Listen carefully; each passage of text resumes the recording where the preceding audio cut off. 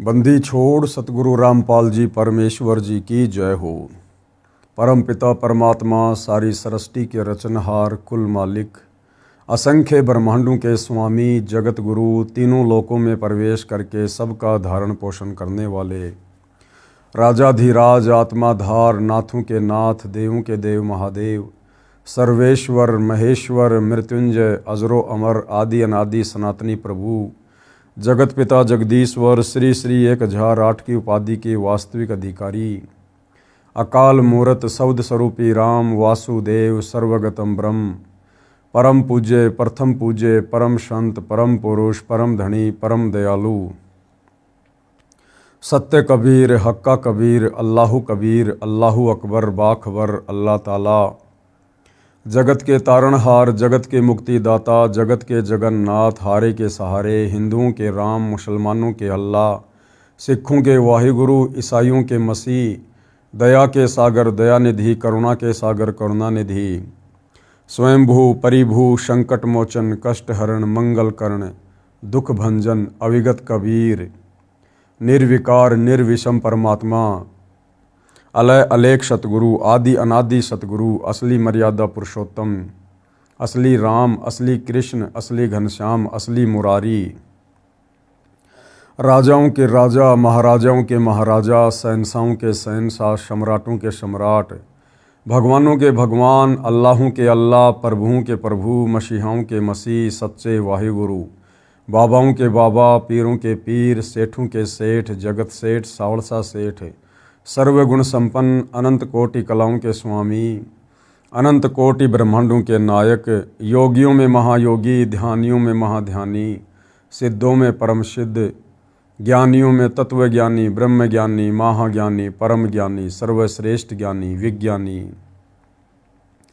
युवा कबीर समर्थ कबीर असंवात अमित ओझा सच्चे रहनुमा करीम अल्लाह सुभान अल्लाह दुनिया के अंतिम पैगंबर 8 सितंबर 1951 से गांव धनाना जिला सोनीपत हरियाणा भारतवर्ष की पावन भूमि पे प्रकट रियल कल्कि भगवान श्री नारायण साकार हरि श्री बाबा साहेब नूर अनंत परमात्मा सच्चे दरवेश सच्चे बाखबर संत श्रोमणी सतगुरु रामपाल जी परमेश्वर जी के चरण कमल में साध संगति से जुड़े हुए देश विदेश से आप और हम सभी सतसेवक भाई बहनों का अनंत कोटि दंडवत प्रणाम। सत्साई भाई और बहनों, बहुत बड़ी दया बहुत बड़ी मेहर पूज्य गुरुदेव भगवान की परमेश्वर रामपाल जी की जिनके शुभ आशीर्वाद से विशेष आशीर्वाद से पूरे विश्व के मानव समाज को विशेषकर हिंदू समाज से जुड़े श्रद्धालुओं को परमपिता परमेश्वर जी के विषय में भक्ति मार्ग के विषय में वो सब कुछ जानने सुनने और समझने को मिल रहा है जिसके लिए ये आत्माएं सदियों से तड़प रही थी, क्योंकि हमारे ज्ञानहीन धर्मगुरु तत्व ज्ञान के अभाव में आप और हमसे शास्त्र विरुद्ध साधना ही करवाते आ रहे हैं, जिसके चलते धर्मगुरु भी धोखे में काल के षड्यंत्र में और धर्मगुरुओं के पीछे आंख बंद करके चलने वाले अंध श्रद्धालु भी धोखे में काल के जाल में। अब परमपिता परमेश्वर जी ने स्वयं सतलोक से चलकर पृथ्वी पर प्रकट होकर तत्वदर्शी संत की भूमिका करके आप और हमारे ऊपर रहम किया है, बड़ी दया की है, जिन्होंने इन धर्मशास्त्रों के सार को निकाल कर हमारे सामने पेश कर दिया है और अब हमें बड़ी आसानी हो गई है परमात्मा की पहचान करने में। पहले हम जिस भक्ति को पहाड़ से भी कठिन माना करते थे, आज उस भक्ति को और उन धर्मशास्त्रों को जो हमारे लिए पहेलियां बनी हुई थी, आज सतगुरु रामपाल जी ने पहली कक्षा का कायदा बना दिया है, हमें उंगलियों पर रटवा दिया है। परमात्मा कौन है, कैसा है, कहाँ रहता है, क्या लीला करता है, कैसे वो प्राप्त होता है और परमात्मा से मिलने वाले सुख कैसे प्राप्त हों। साथ में परमेश्वर ने शास्त्र विरुद्ध साधना के अंतर्गत जो हम पहले श्री ब्रह्मा श्री विष्णु श्री शंकर जी को परमात्मा मानकर सर्वेश्वर महेश्वर स्वयंभू मानकर भक्ति किया करते थे, जिस भक्ति के कारण हमें किसी प्रकार का कोई भी आध्यात्मिक लाभ प्राप्त नहीं हो रहा था, हमें किसी भी प्रकार से सुख की प्राप्ति नहीं हो रही थी, शरीर में रोग है तो बढ़ता ही जा रहा था। अब परमेश्वर ने दया करी, हमें सतभक्ति मार्ग वाली गति प्रदान की, जिसके चलते हमारे वो सांसारिक कार्य भी बड़ी आसानी से सुलभ हो रहे हैं। तो भाई और बहनों, ऐसे परमपिता परमेश्वर जी की भक्ति करने में हमने किसी भी प्रकार की कोई भी आनाकानी या आलस्य नहीं करना चाहिए, क्योंकि इस समर्थ परमात्मा कबीर देव की भक्ति हमें युगों युगों उपरांत नसीब होती है। तो भाई और बहनों, अपने कर कमल से पवित्र पुस्तक हिंदू साहिबान नहीं समझे गीता वेद पुराण, इसकी रचना करके गुरुदेव भगवान ने परमात्मा चाहने वाली आत्माओं पर बहुत बड़ा उपकार किया है। और निसंदेह भगत समाज इस पुस्तक को पढ़कर अथवा सतगुरु रामपाल जी के तत्व ज्ञान युक्त सत्संगों को सुनकर उनकी शरण ग्रहण करके अध्यात्म से जुड़कर और समस्त प्रकार के लाभ व सुख भी प्राप्त कर रहा है। तो भाइयों और बहनों, अब हम इसी दिशा में आगे बढ़ते हैं, क्योंकि पहले के वीडियो में हमने बहुत कुछ समझा है कि वास्तव में पूजा के योग्य परमात्मा कौन है, धार्मिक अनुष्ठानों में इष्ट मानकर पूजने योग्य परमात्मा कौन है, अध्यात्म में ब्रह्मा विष्णु महेश की स्थिति क्या है, इनके पिता काल ब्रह्म की स्थिति क्या है, दुर्गा जी की स्थिति क्या है, अन्य देवी देवताओं की पूजा सहायक है या हानिकारक है, कर्मकांड पाखंड पूजा इसका भक्ति मार्ग में क्या औचित्य है, ये तमाम प्रकार की जानकारी हम प्राप्त कर चुके हैं। और वह सर्वश्रेष्ठ परमात्मा कौन है जो तीनों लोकों में प्रवेश करके सबका धारण पोषण करता है, एकमात्र उसी की भक्ति करनी चाहिए। ये सारी बातें भाइयों और बहनों हमने सतगुरु रामपाल जी के सत्संग सुनकर व उनके कर कमल से लिखित पुस्तकों को पढ़कर समझ लिया है। अब हमारे लिए भक्ति मार्ग की राह बड़ी आसान हो गई है। अब आज के इस वीडियो में जो 24वें नंबर का वीडियो है, हम ये जानेंगे कि वह परमपिता परमात्मा कबीर साहिब सतलोक से चलकर गति करके अच्छी आत्माओं को तत्व ज्ञान देने के मकसद से जब कलयुग में धरती पर प्रकट होते हैं तो परमेश्वर क्या लीला करते हैं और कैसे अपना तत्व ज्ञान अपनी आत्माओं तक पहुंचाते हैं, और वर्तमान कलयुग में परमात्मा भारतवर्ष की पवित्र भूमि पर किस नगर में किस शहर में प्रकट हुए और परमेश्वर ने अपनी लीला की। तो पवित्र पुस्तक हिंदू साहिबान नहीं समझे गीता वेद पुराण, पेज नंबर 324, कबीर परमेश्वर जी का कलयुग में अवतरण। लेखक यानी सतगुरु रामपाल जी के शब्दों में, बंदी छोड़ कबीर परमेश्वर जी ने द्वापर युग में अपने प्रिय शिष्य सुदर्शन वाल्मीकि जी को शरण में लिया था। भगत सुदर्शन जी के माता पिता ने परमेश्वर कबीर जी के ज्ञान को स्वीकार नहीं किया था। यानी कल के वीडियो में हमने जो कथा सुनी थी पांडवों के यज्ञ वाली, जिसमें स्वयं कबीर परमात्मा जो कि द्वापर युग में करुणामय ऋषि के नाम से प्रकट थे, जिन्होंने अपने प्रिय शिष्य भगत सुदर्शन सुपच का रूप बनाकर पांडवों की यज्ञ सफल की थी, उनका शंख बजाया था। तो द्वापर युग में उसी सुपच सुदर्शन के माता पिताजी ने परमेश्वर कबीर जी की भक्ति को स्वीकार नहीं किया था, जिनके नाम थे, पिताजी का नाम भिखुराम तथा माताजी का नाम सुखवंती। जिस समय दोनों माता तथा पिता शरीर त्याग गए तो भगत सुदर्शन जी अत्यंत व्याकुल रहने लगे। देखो भाइयों और बहनों, इन कथाओं से हमने शिक्षा लेनी है। हम कलयुग के बिचली पीढ़ी वाले भक्तों को परमात्मा दृढ़ करने के लिए, काल के हर षड्यंत्र से परिचित करवाने के लिए, ताकि अंत समय में हम धोखा ना खा जाएं, जिस प्रकार से पहले के युगों में इन आत्माओं ने धोखा खाया। जब सुपच सुदर्शन जी के माता पिता शरीर छोड़ गए, उसके बाद सुपच सुदर्शन जी बड़े व्याकुल रहने लगे, जबकि भाई और बहनों व्याकुल होने का कोई मतलब ही नहीं बनता है, क्योंकि परमात्मा जी के ज्ञान से अपरिचित होने के कारण तो इस प्रकार की चिंता बन सकती है मोह ममता में। परंतु जब परमेश्वर ने आकर हमें तत्व ज्ञान से परिचित करवा दिया, सृष्टि रचना से परिचित करवा दिया, यहाँ के नकली रिश्ते नातों से परिचित करवा दिया कि हम तो खाली ऋण संबंधों के चलते एक दूसरे से जुड़े हुए हैं, बेटा बेटी के रिश्तों में, माता पिता के रिश्तों में, भाई बहनों के रिश्तों में, पति पत्नी के रिश्तों में हमें इस काल ने बांध रखा है। असल में हमारा ना कोई बेटा है, ना बेटी, ना माँ, ना बाप, ना पत्नी, ना भाई। हम सब परमपिता परमेश्वर कबीर जी की आत्माएं हैं। हम पहले सतलोक में रहा करते थे, अपनी गलती के चलते हम इस काल के लोक में फंस गए और हमारे संस्कार इतने बिगड़ गए कि अब उन संस्कारों के तहत हम एक दूसरे के रिश्ते नाते बने हुए हैं। कोई किसी को सुख देता है तो कोई किसी को दुख देता है। और परमात्मा जी भी अपनी वाणी में कहते हैं, भाई इक लेवा इक देवा दूतम, कोई किसी का पिता नहीं पूतम, ऋण संबंध जुड़े सब नाता, अंत सब सब बारा बाटा।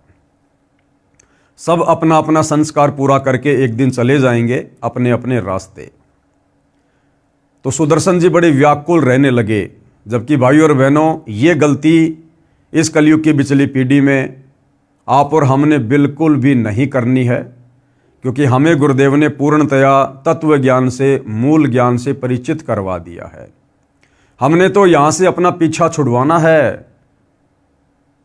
जो दो आत्माएं भगत सुदर्शन के माता पिता की भूमिका कर रहे थे द्वापर युग में, ना जाने कितनी बार इस काल ने उन आत्माओं को सुदर्शन का माता पिता बनाया होगा और किसी जन्म में सुदर्शन को उन आत्माओं का माता पिता बनाया होगा। ये काल का बहुत भयंकर षड्यंत्र है। आज इस सांसारिक युग में जो हमारी माँ है, जिसने हमारे को अपने पेट से जन्म दिया है, ना जाने कितने जन्मों में उसी आत्मा को इस काल ने हमारी औरत बनाया है, हमारी बहन बनाया है, हमारा दुश्मन बनाया है। इसलिए भाई और बहनों, इस काल के षड्यंत्र को गुरुदेव के तत्व ज्ञान से समझकर हमने इन रिश्ते नातों में उलझ कर नहीं रहना है।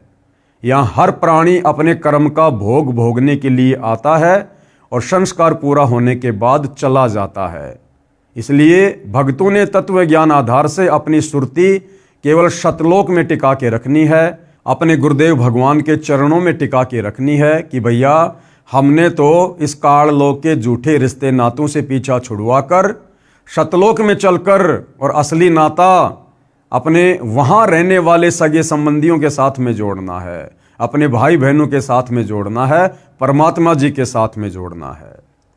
तो भगत सुदर्शन जी माता पिताजी की मृत्यु के बाद व्याकुल रहने लगे, भक्ति भी कम करते थे। अंतर्यामी करुणामय जी द्वापर युग में कबीर परमेश्वर करुणामय नाम से लीला कर रहे थे। उन्होंने अपने भगत के मन की बात जानकर पूछा, हे भगत सुदर्शन, आपको कौन सी चिंता सता रही है? क्या माता पिता का वियोग सता रहा है या कोई अन्य पारिवारिक समस्या है? मुझे बताइए। भगत सुदर्शन जी ने कहा, हे बंदी छोड़, हे अंतर्यामी, आप सर्वज्ञ हैं, आप बाहर भीतर की सर्व स्थिति से परिचित हैं। हे प्रभु, मुझे मेरे माता पिता के निधन का दुख नहीं है, क्योंकि वे बहुत वृद्ध हो चुके थे। आपने बताया है कि ये 5 तत्व का पुतला एक दिन नष्ट होना है। मुझे चिंता सता रही है कि मेरे माता पिता अत्यंत पुण्यात्मा, दयालु तथा धर्मात्मा थे। उन्होंने अपनी भक्ति लोकवेद अनुसार की थी, जो शास्त्र विधि के विरुद्ध थी, जिस कारण से उनका मानव जीवन व्यर्थ गया। अब पता नहीं किस प्राणी की योनि में कष्ट उठा रहे होंगे। आपसे नम्र निवेदन आपका दास करता है, कि कभी मेरे माता पिता मानव शरीर प्राप्त करें तो उन्हें अपनी शरण में लेना परमेश्वर, तथा उन्हें भी भवसागर से यानी काल ब्रह्म के लोक से पार करना मेरे दाता। मुझे यही चिंता सता रही है। अब परमात्मा ने भी वही पूछा था, लेकिन भगत ने घुमा फिरा के कह दिया कि आप तो अंतर्यामी हो, जानी जान हो, मुझे मेरे माता पिता की मृत्यु का कोई गम नहीं है। गम क्यों नहीं है भाई? उनके मरने से पहले तो व्याकुल नहीं रहता था, उनके मरने से पहले तो चिंतित नहीं था। अब मरने के बाद में व्याकुलता क्यों, चिंता क्यों? तो बात वही थी भाई और बहनों, घुमा फिरा के। लेकिन हम जीव हैं, हमारी आदत है बातों को घुमा फिरा के करने की। परमेश्वर कबीर जी ने सोचा कि ये भोला भगत सुदर्शन माता पिता के मोह में फंसकर काल जाल में ही रहेगा। काल ब्रह्म ने मोह रूपी पास बहुत दृढ़ बना रखा है। ये विचार कर परमेश्वर कबीर जी ने कहा, हे भगत सुदर्शन, आप चिंता मत करो, मैं आपके माता पिता को अवश्य शरण में लूंगा तथा पार करके ही दम लूंगा। अब देखो भाई और बहनों, अगर भगत सुदर्शन जी ने परमात्मा के ज्ञान को अच्छे से समझ लिया होता तो उन्हें चिंता करने की कोई आवश्यकता ही नहीं थी। ठीक है, उसके माता पिता परमात्मा के शरण में नहीं थे, लेकिन भगत सुदर्शन को यह भी ज्ञान होना चाहिए कि परमात्मा का विधान है कि अगर किसी परिवार में कोई भगत दृढ़ होकर मर्यादा में रहकर भक्ति करेगा तो परमात्मा उसकी पिछली 7 पीढ़ियों तक के जो पूर्वज हैं, जो मर चुके हैं, उनको भी अन्य पशु पक्षी की योनियों में नहीं जाने देगा, उनको मनुष्य जन्म ही देगा और कभी न कभी अपनी शरण में लेकर उनका भी उद्धार करेगा। तो इस आधार से भी भगत सुदर्शन जी ने चिंता नहीं करनी चाहिए थी। आप सत्य लोग जाओ, ये चिंता छोड़ो। परमेश्वर कबीर जी के आश्वासन के पश्चात भगत सुदर्शन जी सत्य साधना करके सतलोक को गया, पूर्ण मोक्ष प्राप्त किया। अब पूर्ण मोक्ष प्राप्त करने का मतलब है भाई और बहनों, इस वर्तमान कलयुग की बिचली पीढ़ी में भगत सुदर्शन जी ने फिर से मनुष्य जन्म लेना पड़ेगा। ये है वो पार करने का समय, पूर्ण मोक्ष प्राप्त करने का समय, सनातन परम धाम को प्राप्त करने का समय।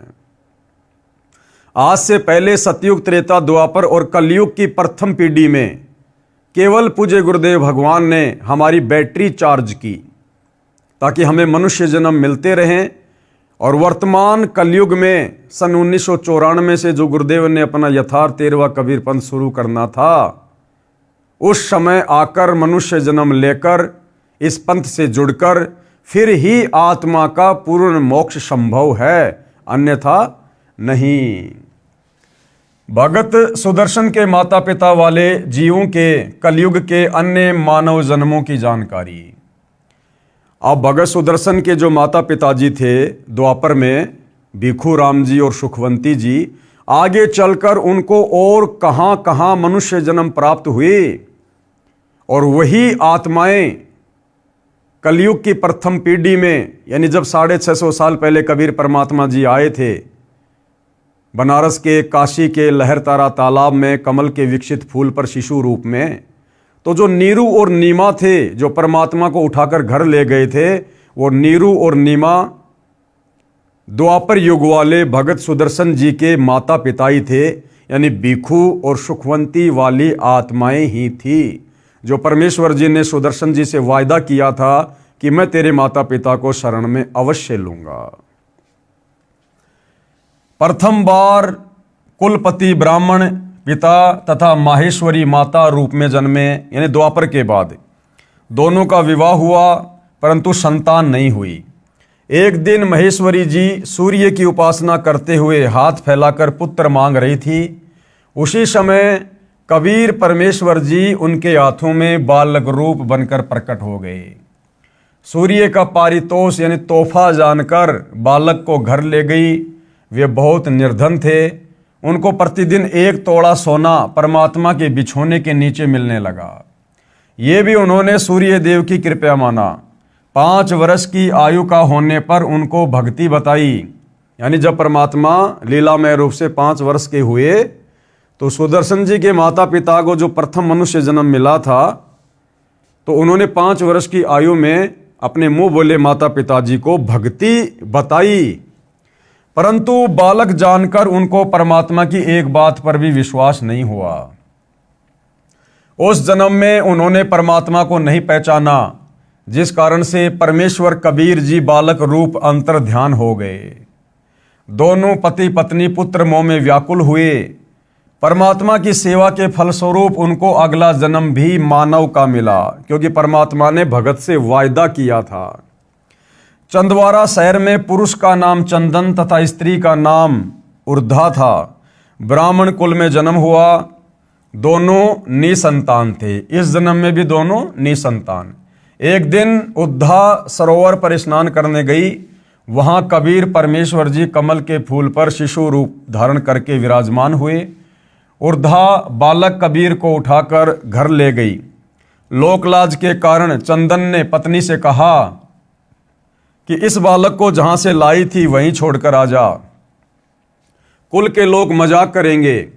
दोनों पति पत्नी परमात्मा को लेकर जल में डालने चले तो परमात्मा उनके हाथों से गायब हो गए। दोनों बहुत व्याकुल हुए। परमात्मा का पारितोष न लेने के भय से सारी आयु रोते रहे।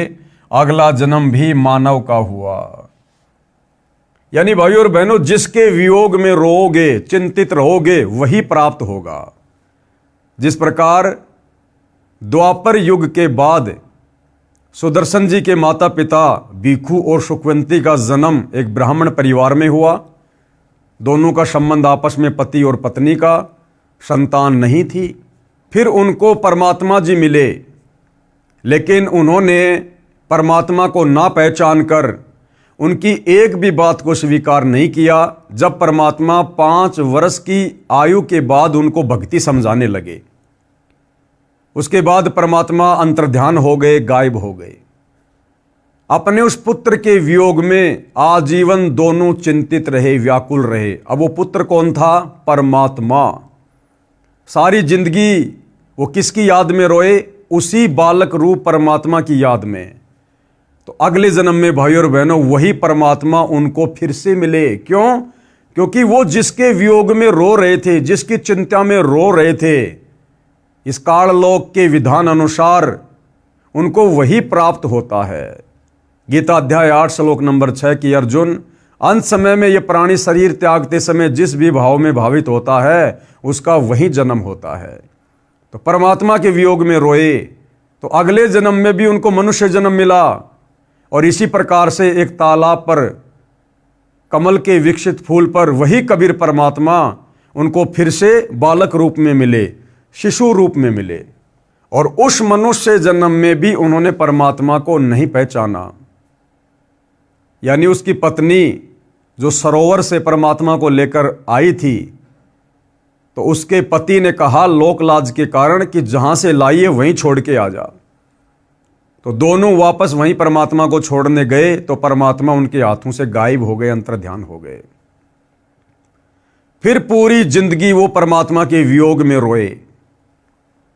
और भाइयों और बहनों, परमात्मा के वियोग में रोने के कारण फिर अगला जन्म भी उनको स्त्री और पुरुष का मिला। कलयुग के प्रथम चरण में नीरू और नीमा का। और वही परमात्मा फिर से उनको मिला और परमेश्वर ने उनको निमित्त बनाकर अपनी परवरिश करवाई। यानी भाइयों और बहनों, हम जिसके वियोग में व्याकुल रहेंगे, चिंतित रहेंगे, हमें वही प्राप्त होगा। तो बहुत गहरी शिक्षा है भाइयों और बहनों। अब हम भक्तों को परमात्मा ने तत्व ज्ञान देकर इस गंदे लोक की वास्तविकता से, इस काल लोक की सच्चाई से, यहाँ के झूठे रिश्ते नातों की सच्चाई से हमें परिचित करवा दिया है। इसलिए हमने यहाँ की किसी भी नश्वर संपत्ति के मोह में, यहाँ के क्षणभंगुर बेटा बेटी भाई बंधु रिश्तेदारों के मोह में या अन्य भौतिक वस्तुओं के मोह में व्याकुल नहीं रहना, चिंतित नहीं रहना।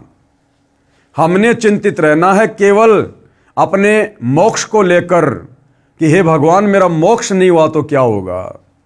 हमने चिंतित रहना है अपने पूज्य गुरुदेव भगवान को लेकर कि हे गुरुदेव, यदि आपकी प्राप्ति नहीं हुई, यदि मेरी भक्ति सफल नहीं हुई, मुझे सतलोक की प्राप्ति नहीं हुई तो क्या होगा मालिक। तो भाइयों और बहनों, जिसकी हम चिंता करेंगे अंत समय में परमात्मा हमें वहीं ले जाकर बैठा देगा। कथा इस प्रकार है। भगत सुदर्शन वाल्मीकि के माता पिता वाले जीवों को कलयुग में तीसरा भी मानव शरीर प्राप्त हुआ। भारतवर्ष के काशी शहर में सुदर्शन के पिता वाले जीव ने एक ब्राह्मण के घर जन्म लिया तथा गौरी शंकर नाम रखा, जो आगे चलकर नीरू कहलाया। तथा सुदर्शन जी की माता वाले जीव ने भी एक ब्राह्मण के घर कन्या रूप में जन्म लिया तथा सरस्वती नाम रखा, जो आगे चलकर नीमा कहलाई। युवा होने पर दोनों का विवाह हुआ। गौरी शंकर ब्राह्मण भगवान शिव का उपासक था तथा शिव पुराण की कथा करके भगवान शिव की महिमा का गुणगान किया करता। गौरी शंकर निर्लोभी था। कथा करने से जो धन प्राप्त होता था उसे धर्म में ही लगाया करता था। जो व्यक्ति कथा करवाते थे तथा सुनते थे, सब गौरी शंकर ब्राह्मण के त्याग की प्रशंसा किया करते थे, जिस कारण से पूरी काशी में गौरी शंकर की प्रसिद्धि हो रही थी। अन्य स्वार्थी ब्राह्मणों का कथा करके धन एकत्रित करने का धंधा बंद हो गया। इस कारण से वे ब्राह्मण उस गौरी शंकर ब्राह्मण से ईर्ष्या रखते थे। इस बात का पता मुसलमानों को लगा कि एक गौरी शंकर ब्राह्मण काशी में हिंदू धर्म के प्रचार को जोर शोर से कर रहा है, क्योंकि भाइयों और बहनों उस समय काशी में मुसलमानों का दबदबा था, क्योंकि दिल्ली का बादशाह मुसलमान था सिकंदर लोदी, जिस कारण से हिंदू मुसलमानों से दबा करते थे। तो जब मुसलमानों को इस बात का पता चला कि ये गौरी शंकर नाम का ब्राह्मण हिंदू धर्म का कुछ ज़्यादा ही प्रचार प्रसार कर रहा है, इसको किस तरह बंद करें। मुसलमानों को पता चला कि काशी के सभी ब्राह्मण गौरी शंकर से ईर्ष्या रखते हैं। इस बात का लाभ मुसलमानों ने उठाया। गौरी शंकर व सरस्वती के घर के अंदर अपना पानी छिड़क दिया। किसने? मुसलमानों ने। अपना जूठा पानी उनके मुख पर लगा दिया, कपड़ों पर भी छिड़क दिया तथा आवाज़ लगा दी कि गौरी शंकर तथा सरस्वती मुसलमान बन गए हैं। जबरन उनको हिंदू से मुसलमान बना दिया। पुरुष का नाम नूर अली उर्फ नीरू तथा स्त्री का नाम नियामत उर्फ नीमा रखा। अन्य स्वार्थी ब्राह्मणों को पता चला तो उनका दाव लग गया। उन्होंने तुरंत ही ब्राह्मणों की पंचायत बुलाई तथा फैसला कर लिया कि गौरी शंकर तथा सरस्वती मुसलमान बन गए हैं। अब इनका ब्राह्मण समाज से कोई नाता नहीं रहा। इनका गंगा में स्नान करना, मंदिर में जाने तथा हिंदू ग्रंथों को पढ़ने पर प्रतिबंध लगा दिया गया। जबकि हकीकत का सभी ब्राह्मणों को पता था, लेकिन उनको खुशी हो रही थी कि अब हमारा धार्मिक धंधा अच्छे से चलेगा, अब हमें बढ़िया दान दक्षिणा मिलेगी। गौरी शंकर अर्थात नीरू जी कुछ दिन तो बहुत परेशान रहे। जो कथा करके धन आता था उसी से घर का निर्वाह चलता था। उसके बंद होने से रोटी के भी लाले पड़ गए। नीरू ने विचार करके अपने निर्वाह के लिए कपड़ा बुनने का कार्य प्रारंभ किया, जिस कारण से जुलाहा कहलाया। कपड़ा बुनने से जो मजदूरी मिलती थी उससे अपना तथा अपनी पत्नी का पेट पालता था। जिस समय धन अधिक आ जाता तो उसको धर्म में लगा देता था। यानी भाइयों और बहनों, आप और हमारे लिए भी शिक्षा है कि उन्होंने कभी भी धन एकत्रित नहीं किया, जमा नहीं किया। वो परमात्मा पर विश्वास करके चलते थे, जबकि उनको उस समय तक ना ही तो परमात्मा मिला था, ना उनको तत्व ज्ञान की प्राप्ति हुई थी। विवाह को कई वर्ष बीत गए थे, उनको कोई संतान नहीं हुई। दोनों पति पत्नी ने बच्चे होने के लिए बहुत अनुष्ठान किए, साधु संतों का आशीर्वाद भी लिया, परंतु कोई संतान नहीं हुई। हिंदुओं द्वारा उन दोनों का गंगा नदी में स्नान करना बंद कर दिया गया था। उनके निवास स्थान से लगभग 4 किलोमीटर दूर एक लहर तारा नामक सरोवर था, जिसमें गंगा नदी का ही जल लहरों के द्वारा नीची पटरी के ऊपर से उछल कर आता था, इसलिए उस सरोवर का नाम लहर तारा पड़ा। उस तालाब में बड़े बड़े कमल के फूल उगे हुए थे। मुसलमानों ने गौरी शंकर का नाम नूर अली रखा, जो उर्फ नाम से नीरू कहलाया, तथा पत्नी का नाम नियामत रखा, जो उर्फ नाम से नीमा कहलाई। नीरू नीमा भले ही मुसलमान बन गए थे, परंतु अपने हृदय से साधना भगवान शंकर जी की ही किया करते थे तथा प्रतिदिन सवेरे सूर्योदय से पूर्व लहरतारा तालाब में स्नान करने जाया करते थे। अब नीरू और नीमा को किस प्रकार से उसी लहरतारा तालाब पर कबीर परमात्मा शिशु रूप में प्राप्त हुए। नीरू नीमा को कबीर परमात्मा की लहरतारा सरोवर में प्राप्ति। ज्येष्ठ मास की शुक्ल पूर्णमासी विक्रमी संवत 1455 सन 1398 सोमवार को भी ब्रह्म मुहूर्त का समय सूर्योदय से लगभग 1.5 घंटा पहले होता है। उसमें स्नान करने के लिए जा रहे थे। नीमा रास्ते में भगवान शंकर से प्रार्थना कर रही थी कि हे दीनानाथ, आप अपने दासों को भी एक बच्चा, एक बालक दे दो। आपके घर में क्या कमी है प्रभु, हमारा भी जीवन सफल हो जाएगा। दुनिया के व्यंग सुन सुनकर आत्मा दुखी हो जाती है। मुझ पापिन से ऐसी कौन सी गलती किस जन्म में हुई है जिस कारण मुझे बच्चे का मुख देखने को तरसना पड़ रहा है। जबकि भाई और बहनों, परमात्मा तो उनको इस बीमारी से दूर रख रहे थे। परमात्मा उन आत्माओं का मोक्ष करना चाहते थे, स्वयं बालक रूप में उनके घर में आना चाहते थे। हमारे पापों को क्षमा करो प्रभु, हमें भी एक बालक दे दो। ये कहकर नीमा फूट फूट कर रोने लगी। तब नीरू ने धैर्य दिलाते हुए कहा, हे नीमा, हमारे भाग्य में संतान नहीं है। यदि भाग्य में संतान होती तो प्रभु शिव अवश्य प्रदान कर देते। आप रो रो कर आंखें खराब कर लोगी। बालक भाग्य में है नहीं जो वृद्ध अवस्था में उंगली पकड़ लेता। आप मत रोवो, आपका बार बार रोना मेरे से देखा नहीं जाता। ये कहकर नीरू की आंखें भी भर आई। इसी तरह प्रभु की चर्चा व बालक प्राप्ति की याचना करते हुए उसी लहरतारा तालाब पर पहुंच गए। प्रथम नीमा ने प्रवेश किया, उसके पश्चात नीरू ने स्नान करने को तालाब में प्रवेश किया। सुबह का अंधेरा शीघ्र ही उजाले में बदल जाता है। जिस समय नीमा ने स्नान किया था उस समय तक तो अंधेरा था। जब कपड़े बदलकर पुनः तालाब पर उस कपड़ों को धोने के लिए गई जिसे पहनकर स्नान किया था, उस समय नीरू तालाब में प्रवेश करके गोते लगा लगाकर मल मल कर स्नान कर रहा था। नीमा की दृष्टि एक कमल के फूल पर पड़ी जिस पर कोई वस्तु हिल रही थी। देखो भाई और बहनों, ये परमेश्वर के प्रकट होने की कथा है।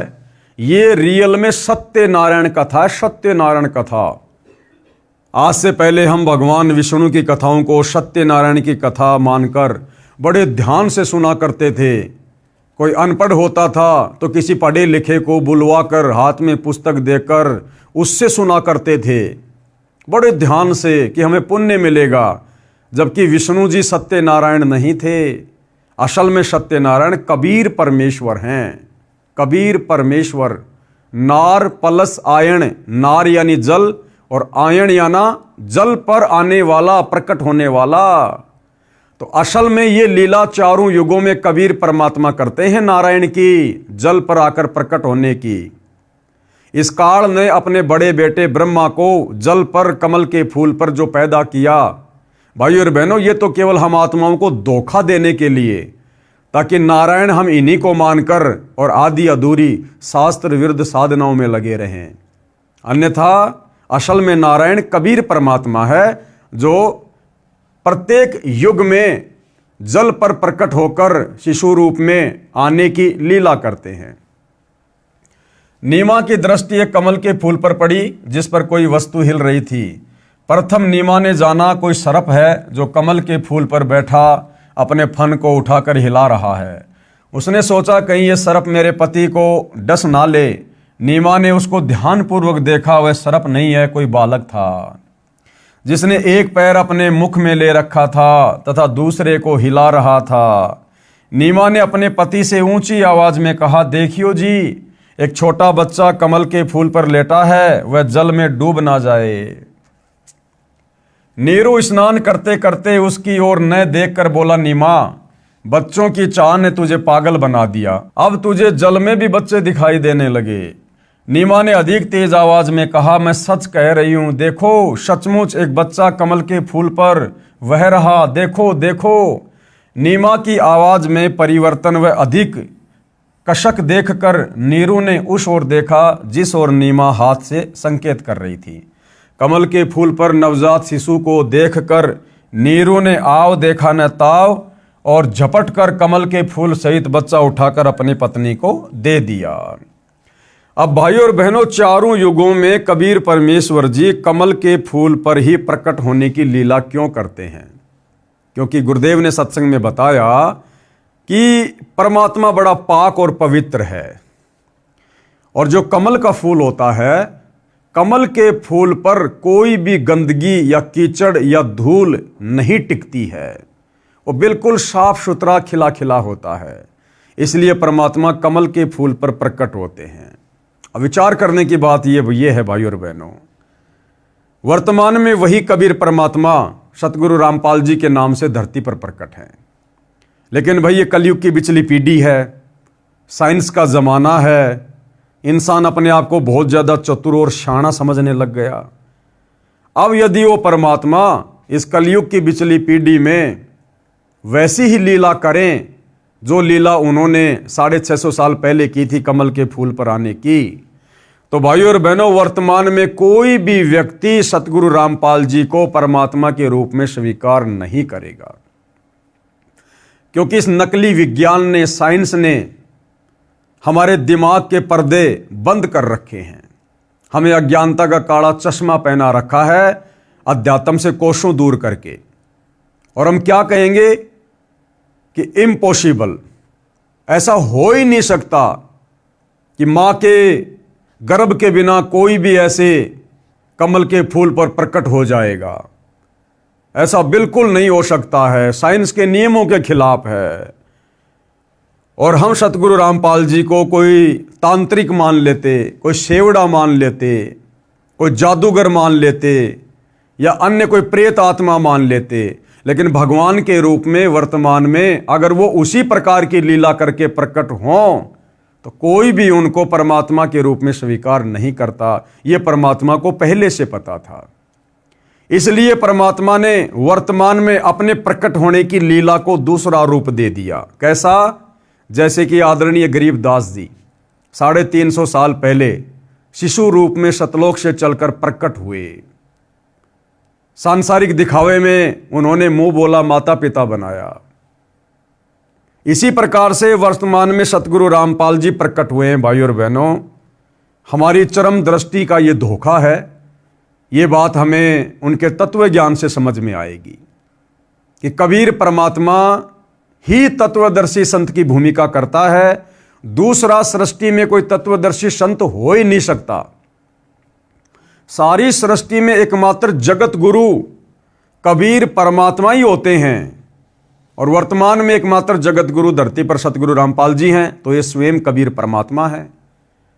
तो किसी मां के गर्भ से जन्म लेकर आने का तो कोई मतलब ही नहीं होता, ये तो स्वयंभू परमात्मा है। हाँ, हमारी चरम दृष्टि को धोखा देने के लिए लीला परमात्मा जो मर्जी करे, तो वही लीला परमेश्वर ने की। आप और हमें लगता है, दुनिया की नज़रों में ऐसा प्रतीत होता है जैसा वो माँ के गर्भ से आए हैं, परंतु भाइयों और बहनों, ये हमारी चरम दृष्टि का धोखा है।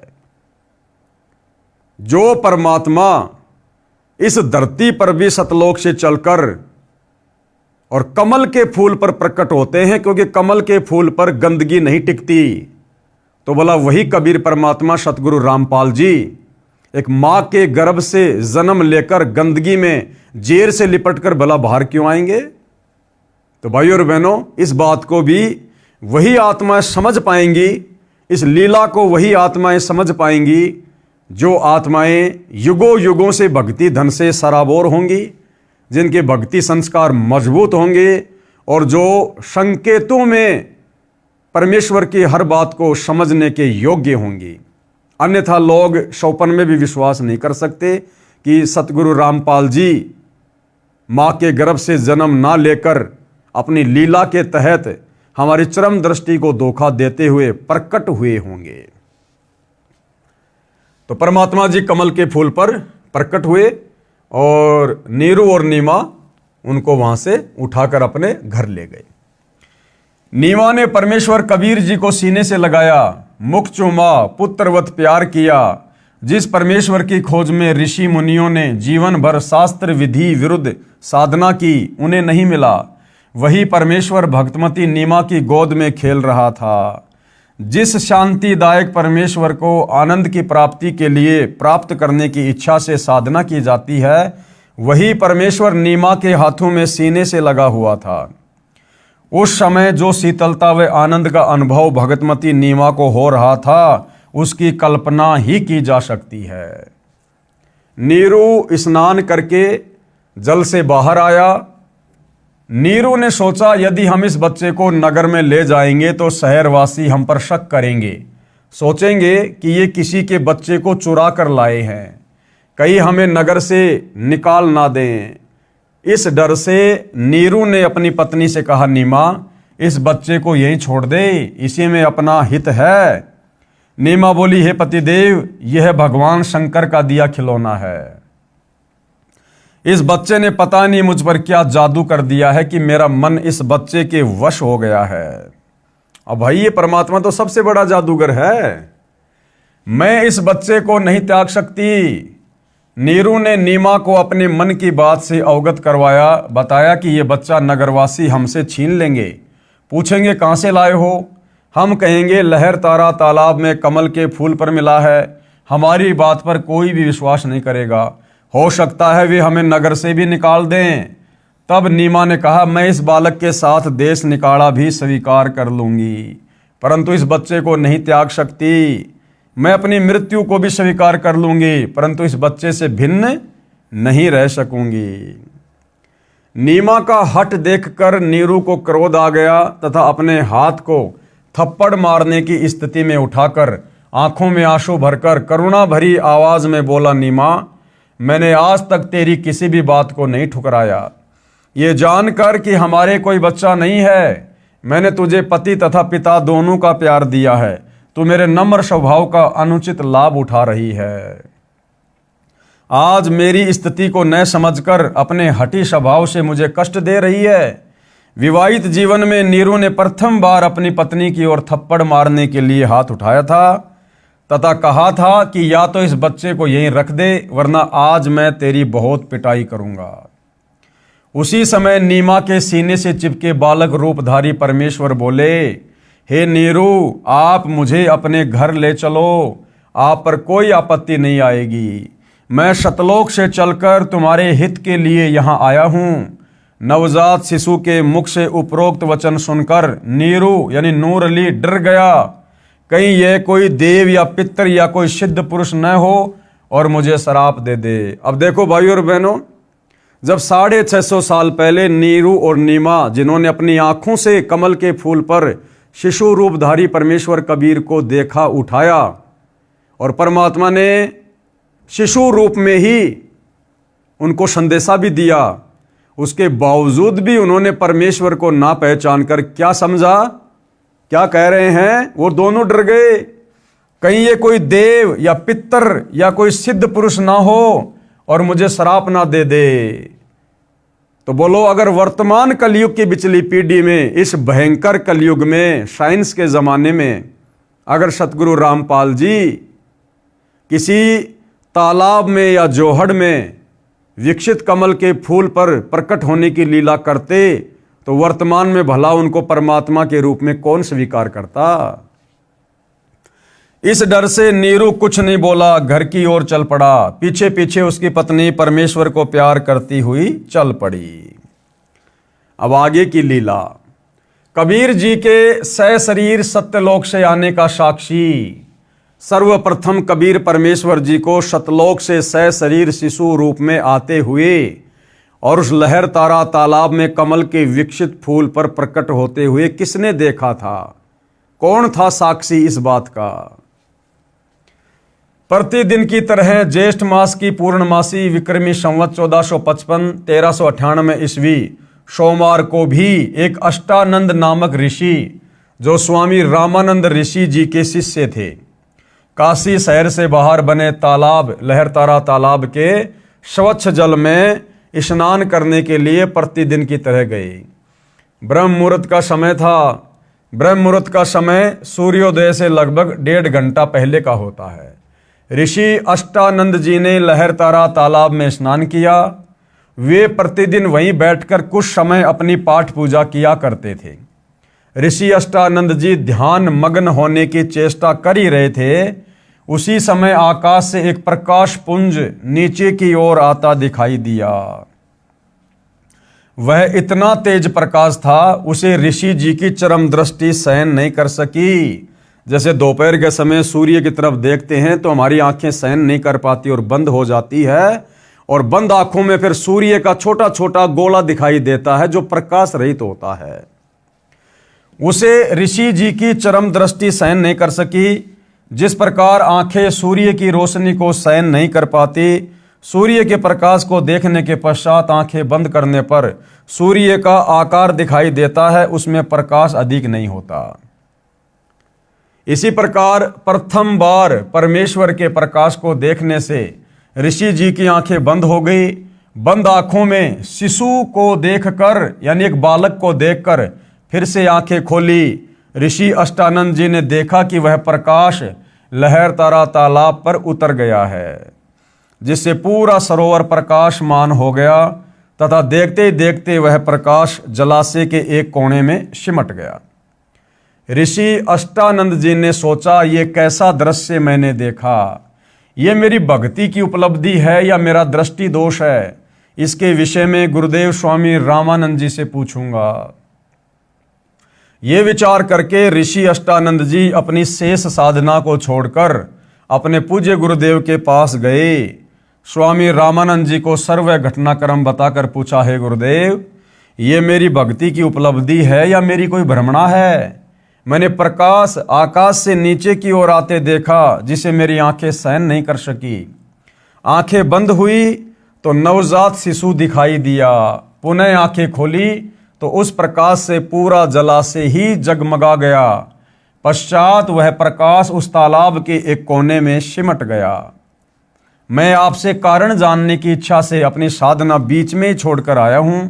कृपया मेरी शंका का समाधान कीजिए।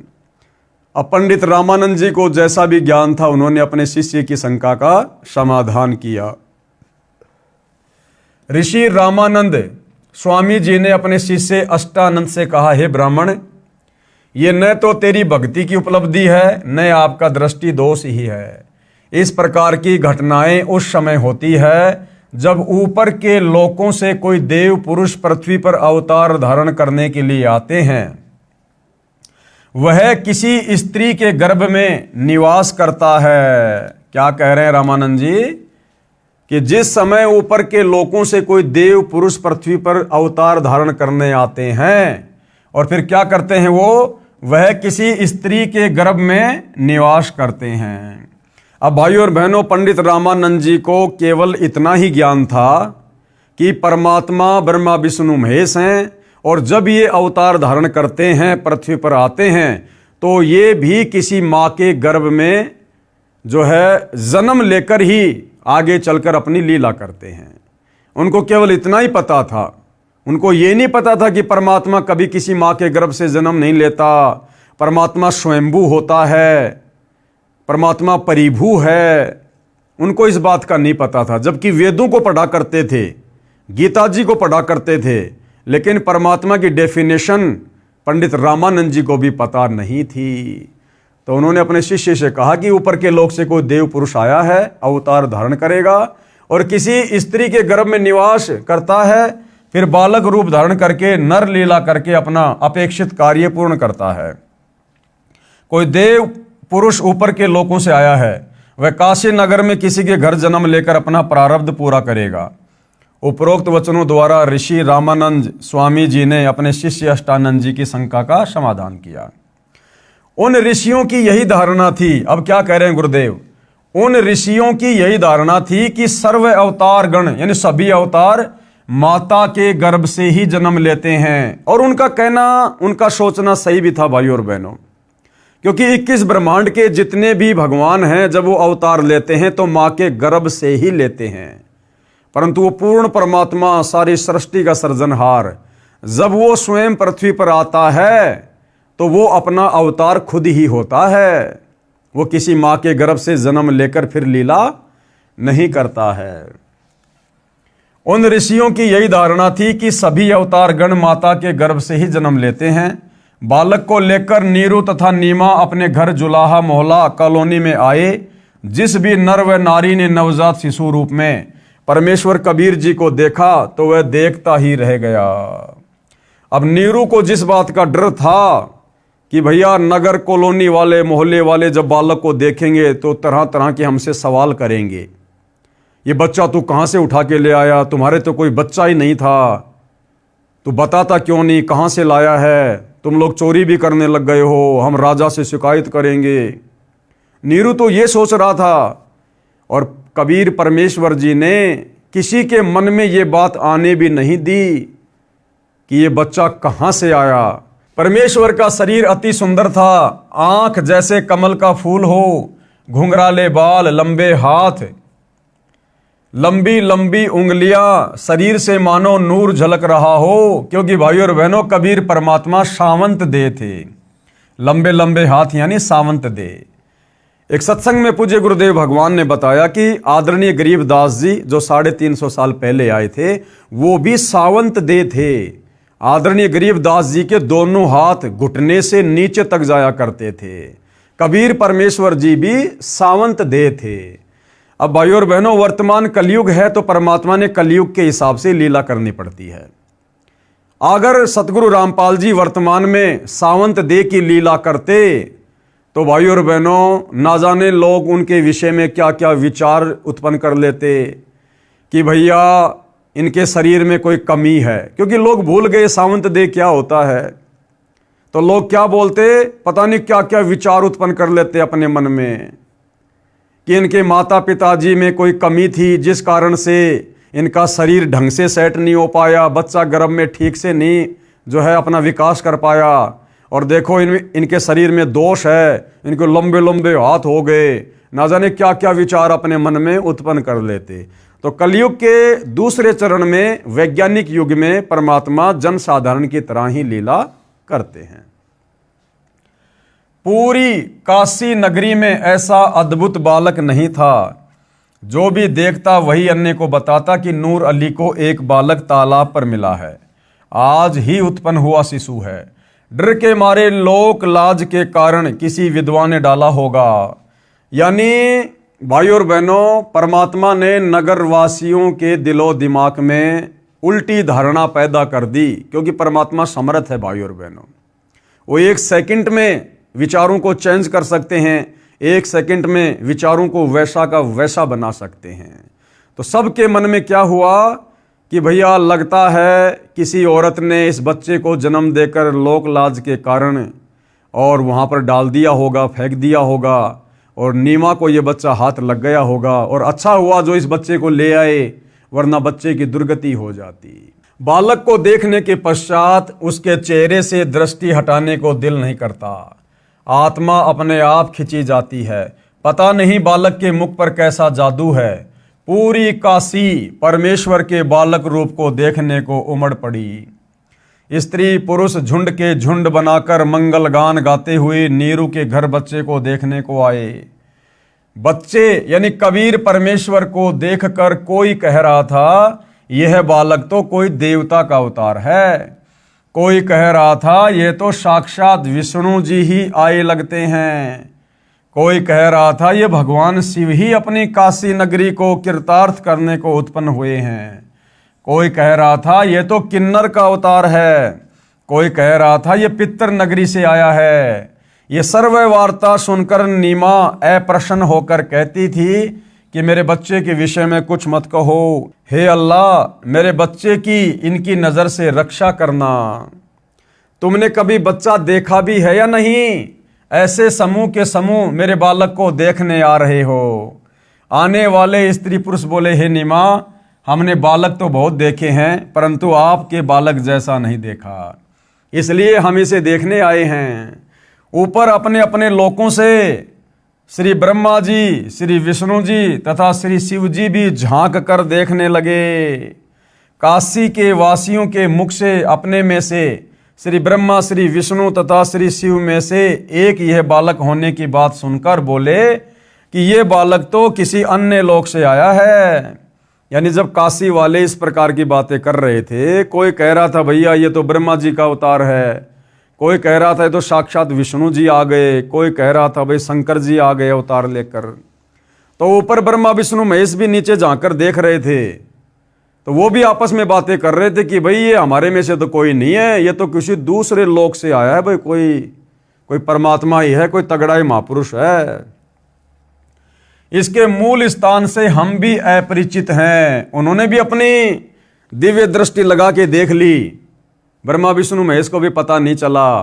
तो उन्होंने कहा कि ये तो किसी अपरिचित लोक से आया है। अब भाई और बहनों, वो तो अपरिचित लोक ही है हमारे लिए, तो सत्यलोक। इसके मूल स्थान से हम भी अपरिचित हैं, परंतु है बहुत शक्ति युक्त, कोई सिद्ध पुरुष है। शिशु कबीर परमेश्वर का नामांकन। अब जैसे छोटे बच्चे का नामकरण किया जाता है, नाम रखा जाता है, तो कबीर परमेश्वर जी का जब नाम रखने का समय आया तो परमेश्वर जी ने क्या और कैसी लीला की। नीरू यानी नूर अली तथा नीमा पहले हिंदू ब्राह्मण ब्राह्मणी थे। इस कारण लालचवश ब्राह्मण लड़के का नाम रखने आए। अब देखो कितने लोभी और लालची थे। पहले तो बड़े खुश हुए जब मुसलमानों ने जबरदस्ती अपना पानी छिड़क कर उनको जबरन मुसलमान बना दिया।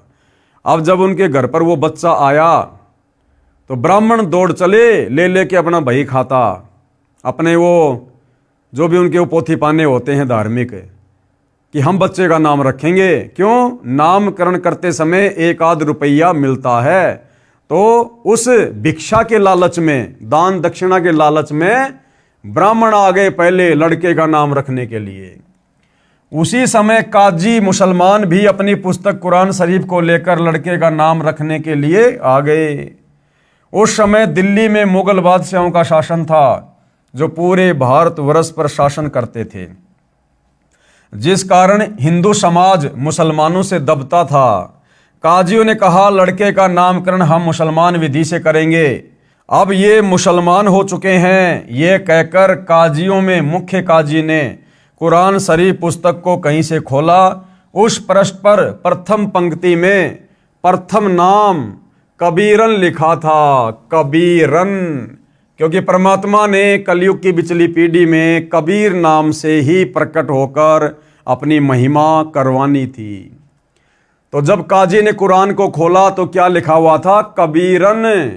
और ये मुसलमान काजी लोग क्या किया करते थे भाई और बहनों, जब किसी का नाम वगैरह रखा करते थे तो अपनी कुरान को कहीं से भी खोल लिया करते थे, और खोलते समय पहला जो अक्षर होता था उसी से वो बच्चे का नाम रखा करते थे। तो जैसे उन्होंने कुरान शरीफ खोली तो पहला शब्द क्या लिखा आया? कबीरन। काजियों ने सोचा कबीर नाम का अर्थ बड़ा होता है और इस छोटे जाति जुलाहे अर्थात धानक के बालक का नाम कबीर रखना शोभा नहीं देगा। यानी हृदय से तो मुसलमान भी उनको मुसलमान नहीं मान रहे थे, उनको हिंदू ही मान रहे थे। तो क्या सोचा मुसलमानों ने? इस छोटे जाति जुलाहे अर्थात धानक के बालक का नाम कबीर रखना शोभा नहीं देगा, ये तो ऊंचे घरानों के बच्चों के नाम रखने योग्य हैं। शिशु रूपधारी परमेश्वर काजियों के मन के दोष को जानते थे।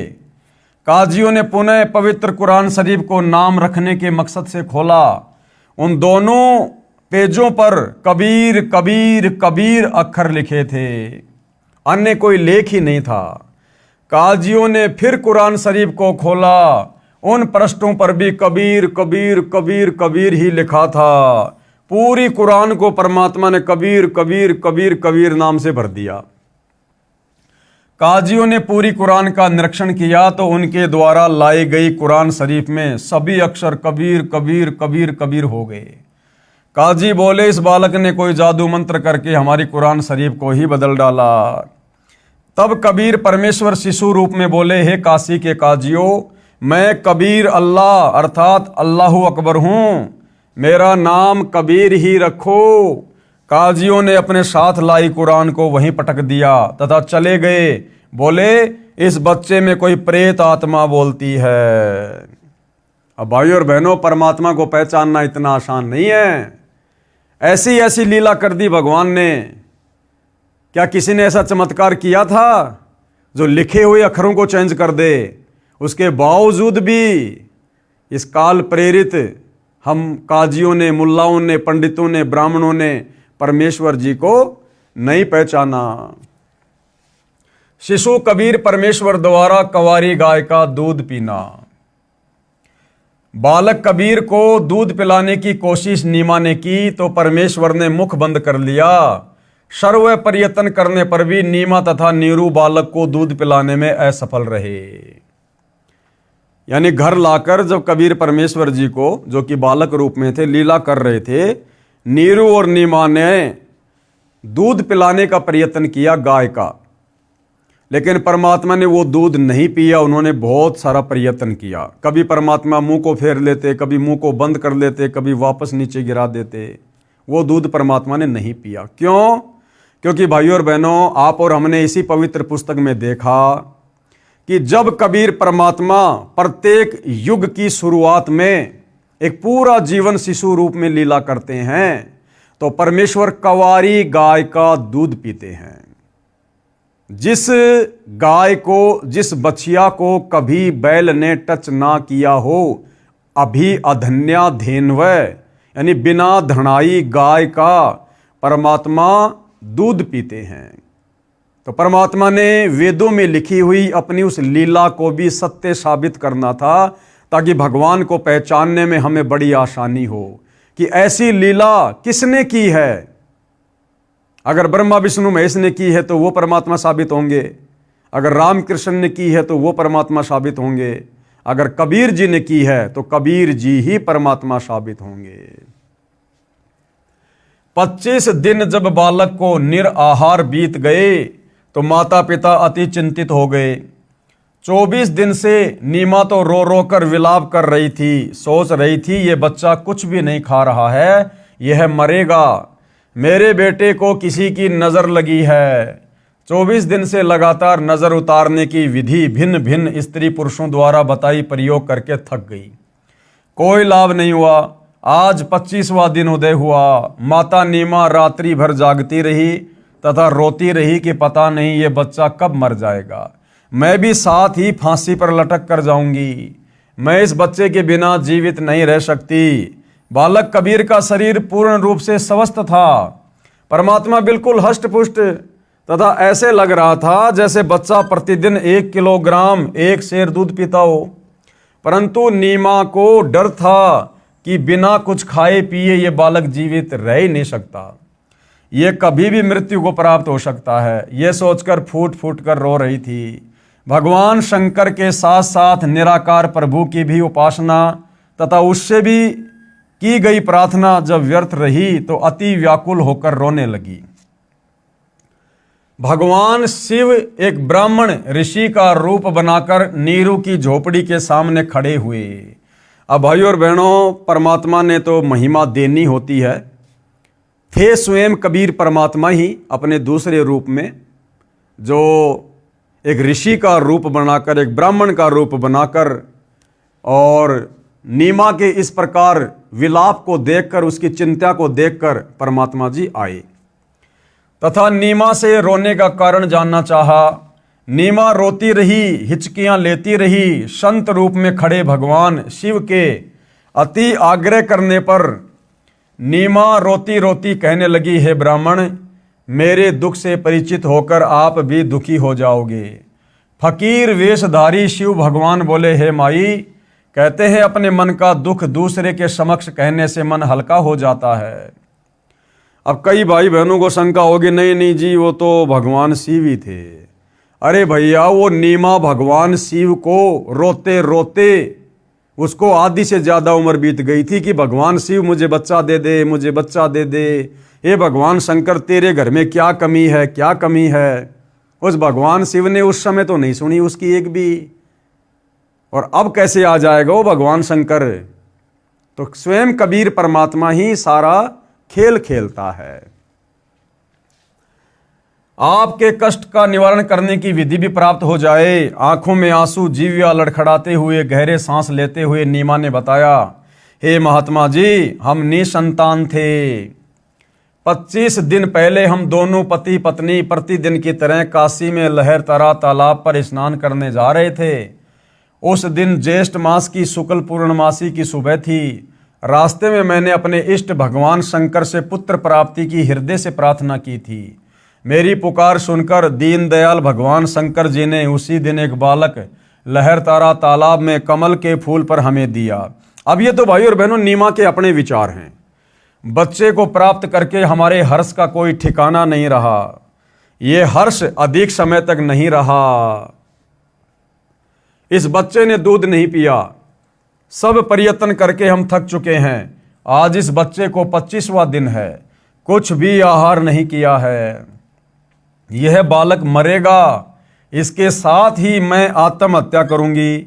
मैं इसकी मृत्यु की प्रतीक्षा कर रही हूं। सारी रात्रि बैठकर तथा रो रो कर व्यतीत की है।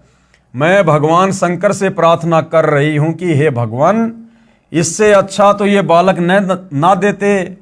अब इस बच्चे में इतनी ममता हो गई है कि मैं इसके बिना जीवित नहीं रह सकूंगी। नीमा के मुख से सारी कथा सुनकर साधु रूपधारी भगवान शंकर ने कहा, आपका बालक मुझे दिखाइए। नीमा ने बालक को पालने से उठाकर ऋषि के समक्ष प्रस्तुत किया। दोनों प्रभुओं की आपस में दृष्टि मिली। भगवान शंकर जी ने शिशु कबीर जी को अपने हाथों में ग्रहण किया तथा मस्तिष्क की रेखाएं व हस्त रेखाएं देखकर बोले, नीमा, आपके बेटे की लंबी आयु है, ये मरने वाला नहीं है। देख कितना स्वस्थ है, कमल जैसा चेहरा खिला है। नीमा ने कहा, हे विप्रवर, बनावटी सांत्वना से मुझे संतोष होने वाला नहीं है। बच्चा दूध पिएगा तो मुझे सुख की सांस आएगी। 25 दिन के बालक का रूप धारण किए परमेश्वर कबीर जी ने भगवान शिव से कहा, हे भगवान, आप इन्हें कहो एक कंवारी गाय लाए। आप उस कंवारी गाय पर अपना आशीर्वाद भरा हस्त रखना, वह दूध देना प्रारंभ कर देगी। मैं उस कंवारी गाय का दूध पीऊंगा। वह गाय आजीवन बिना ब्याए अर्थात कुंवारी रहकर ही दूध दिया करेगी। उस दूध से मेरी परवरिश होगी। परमेश्वर कबीर जी तथा भगवान शंकर जी की 7 बार चर्चा हुई। शिवजी ने नीमा से कहा, आपका पति कहाँ है? नीमा ने अपने पति को पुकारा। वह भीगी आंखों से उपस्थित हुआ तथा ब्राह्मण को प्रणाम किया। ब्राह्मण ने कहा, नीरू, आप एक कंवारी गाय लाओ, वह दूध देगी। उस दूध को ये बालक पिएगा। नीरू कंवारी गाय ले आया तथा साथ में कुम्हार के घर से एक ताजा छोटा घड़ा यानी 4 किलोग्राम क्षमता का मिट्टी का पात्र भी लेकर आया। परमेश्वर कबीर जी के आदेश अनुसार विप्र रूपधारी शिव जी ने उस कंवारी गाय की पीठ पर हाथ मारा। जैसे थपकी लगाते हैं, गौ माता के थन लंबे लंबे हो गए तथा थनों से दूध की धार बह चली। नीरू को पहले ही वह पात्र थनों के नीचे रखने का आदेश दे रखा था। दूध का पात्र भरते ही थनों से दूध निकलना बंद हो गया। वह दूध शिशु रूपधारी परमेश्वर कबीर जी ने पिया। नीमा ने ब्राह्मण रूपधारी भगवान शिव के चरण लिए तथा कहा, आप तो साक्षात भगवान शिव के रूप हो। आपको भगवान शिव ने ही हमारी पुकार सुनकर भेजा है। अब देखो भाइयों और बहनों, एक और बहुत भयंकर काल का षड्यंत्र है आप और हम सभी जीवात्माओं को भ्रमित करने के लिए। इस काल ने अपने तीनों बेटों के जो नाम रखे हैं, ब्रह्मा, विष्णु और शिव, ये नाम भी भाइयों और बहनों कबीर परमात्मा के ही नाम हैं। ब्रह्मा यानी सारी सृष्टि को रचने वाला, उत्पन्न करने वाला, असल में वो ब्रह्मा भी सतगुरु रामपाल जी हैं। विष्णु का अर्थ आपने वेदों में देख लिया, कबीर परमात्मा जी के लिए है कि अग्ने तनुर असी, विष्णवे तवा सोमस्य तनुर असी, कबीर अंभारी असी, बंभारी असी, सवर ज्योति रितधाम आशी। यानी जो परमात्मा तीनों लोकों में प्रवेश करके सबका पालन पोषण करता है, वह वास्तव में विष्णु है। और शिव यानी अविनाशी सत्य परमात्मा, तो वो भी कबीर परमात्मा ही है। दूसरा, इसने जो अवतार भेजे हैं, उन अवतारों के नाम भी इस परमात्मा के नाम पर रख दिए ताकि दुनिया भ्रमित रहे। राम, असल में राम कौन है? कबीर परमात्मा है। कृष्ण, आप जब कृष्ण शब्द का अर्थ पढ़ेंगे, देखेंगे तो पता चलेगा सर्वाधिक आनंद देने वाला। तो असल में वो कृष्ण भी कबीर परमात्मा ही है। तो भाइयों और बहनों, ये सारे के सारे नाम जो इस काल ने अपने अवतारों के रखे हैं, अपने इन तीनों पुत्रों ब्रह्मा विष्णु महेश के रखे हैं, या आगे चलकर ऋषि मुनियों ने सहस्त्रनामा बना दिया, विष्णु सहस्त्रनामा, शंकर जी के बहुत सारे नाम रख दिए। ये सारे नाम कबीर परमेश्वर जी की उपमात्मक पदवी के नाम है, जो इस काल ने हम जीवों को धोखा देने के लिए रखवा दिए हैं। हम निर्धन व्यक्ति आपको क्या दक्षिणा दे सकते हैं? हे विप्र, 24 दिनों से हमने कोई कपड़ा भी नहीं बुना है। विप्र रूपधारी भगवान शंकर बोले। अब देखो भाइयों और बहनों, ऐसे पता चलता है कि वो शंकर जी नहीं थे, उस साधु के रूप में स्वयं कबीर परमात्मा ही थे। तो जब नीरू निमा ने कहा कि हे साधु जी, हम आपको क्या दक्षिणा दे सकते हैं, 25 दिन से हमने तो कोई काम धंधा भी नहीं किया, हम तो गरीब आदमी हैं। तो साधु रूप में परमात्मा क्या बोले, क्या वाणी बोली परमात्मा ने? उस वाणी से हमें पता चलेगा कि साधु रूप में वो कौन थे।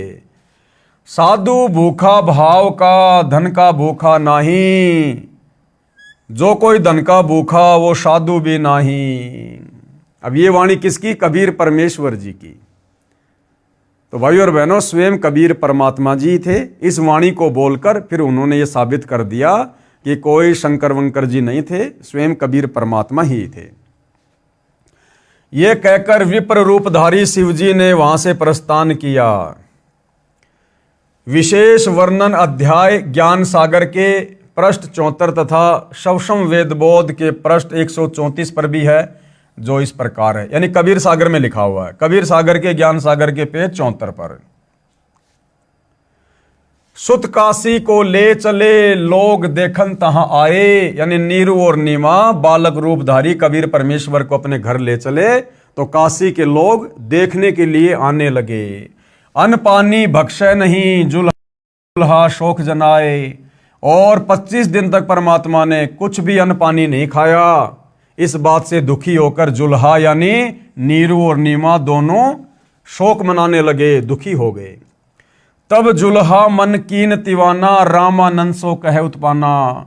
तो नीरू फिर पंडित रामानंद जी के पास गए इसका उपाय जानने के लिए, क्योंकि उस समय पंडित रामानंद जी काशी में सुप्रसिद्ध ब्राह्मण थे। मैं सुत पायो बड़ा गुणवंता, कारण कौन भखे नहीं संता।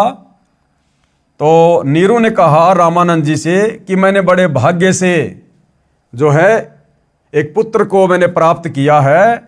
और क्या कारण है रामानंद जी कि वो बच्चा कुछ भी नहीं खा रहा, ना कुछ पी रहा। रामानंद ध्यान तब धारा, रामानंद जी ने अपनी दिव्य दृष्टि से देखा। जुल्हा से तब वचन उचारा। और नीरू से क्या कहा पंडित रामानंद जी ने? पूर्व जन्म ते ब्राह्मण जाति, कि भैया पहले के जन्म में तू कोई ब्राह्मण जाति में था और हरि सेवा की नी बली बाती, और तूने भगवान की बहुत अच्छी सेवा की थी। कुछ सेवा तुम हरि की चूका, परंतु कहीं न कहीं तुम्हारे से भगवान की सेवा में चूक हो गई। ताते भयो जुल्हा का रूपा, जिस कारण से तेरे को धानक जाति में जन्म मिला है। पति प्रभु कह तोरी मान लीन्या, ताते उद्यान में शुद्धो दीन्या। लेकिन तेरी उस सेवा के बदले परमात्मा ने तुझे ऐसा गुणवान बच्चा दिया है। अब नीरू क्या कहने लगा? हे प्रभु जस कीन्यो तस पायो, आरत हो तव दर्शन आयो। सो कहिए उपाय गुसाई, बालक शुदावंत कछु खाई। हे परमात्मा, वो तो ठीक है, आपने जैसा बताया वैसा मुझे मिल गया। जैसी मेरी सेवा में कोई चूक चाक हो गई, मेरे को उसकी सजा मिल गई, जो भी हो गई। लेकिन अब मुझे कोई उपाय बताओ ताकि बच्चे की भूख शांत हो, बच्चा कुछ खाना पीना शुरू करे। तो रामानंद जी ने क्या कहा? रामानंद अस युक्ति विचारा, तव सुत कोई ज्ञानी अवतारा। कि भैया तेरा बेटा कोई ज्ञानी अवतार है। और बछिया जाही बैल नहीं लागा, सो लाई ठाट करो ते आगे। और तुम ऐसी बछिया लाओ जिसको कभी बैल ने छुआ भी ना हो। साखी दूध चले ते थनते, दूध ही धरो छिपाई। शुदावंत तब होवे, तभी दियो पिलाई। कि उस बछिया का दूध निकालो, दूध को छुपा के रखो, और जब बच्चा रोवे या जैसे कोई भी दूध पीने के लिए कहे, उसी समय उसको दूध पिलाओ। जुल्हा एक बछिया ले आवा। अब नीरू एक बछिया ले आया। चलो दूत कोई मर्म न पावा। चलो दूध जुल्हा हरसाना, राखो छिपाई कहूं नहीं जाना। और जब बछिया ने दूध दिया तो नीरू की खुशी का कोई ठिकाना नहीं रहा और दूध को छुपा के रख दिया। पीवत दूध बाल कबीरा, खेलत संतों संग जो मत धीरा। और परमात्मा ने फिर उस दूध को सहर्ष स्वीकार किया, पिया। ज्ञान सागर पेज 73 पर चौपाई। भगवान शंकर तथा कबीर बालक की चर्चा। नोट, यह प्रकरण अधूरा लिखा है, फिर भी समझने के लिए मेरे ऊपर कृपया है, यानी गुरुदेव भगवान कह रहे हैं अपने आप को छुपाते हुए।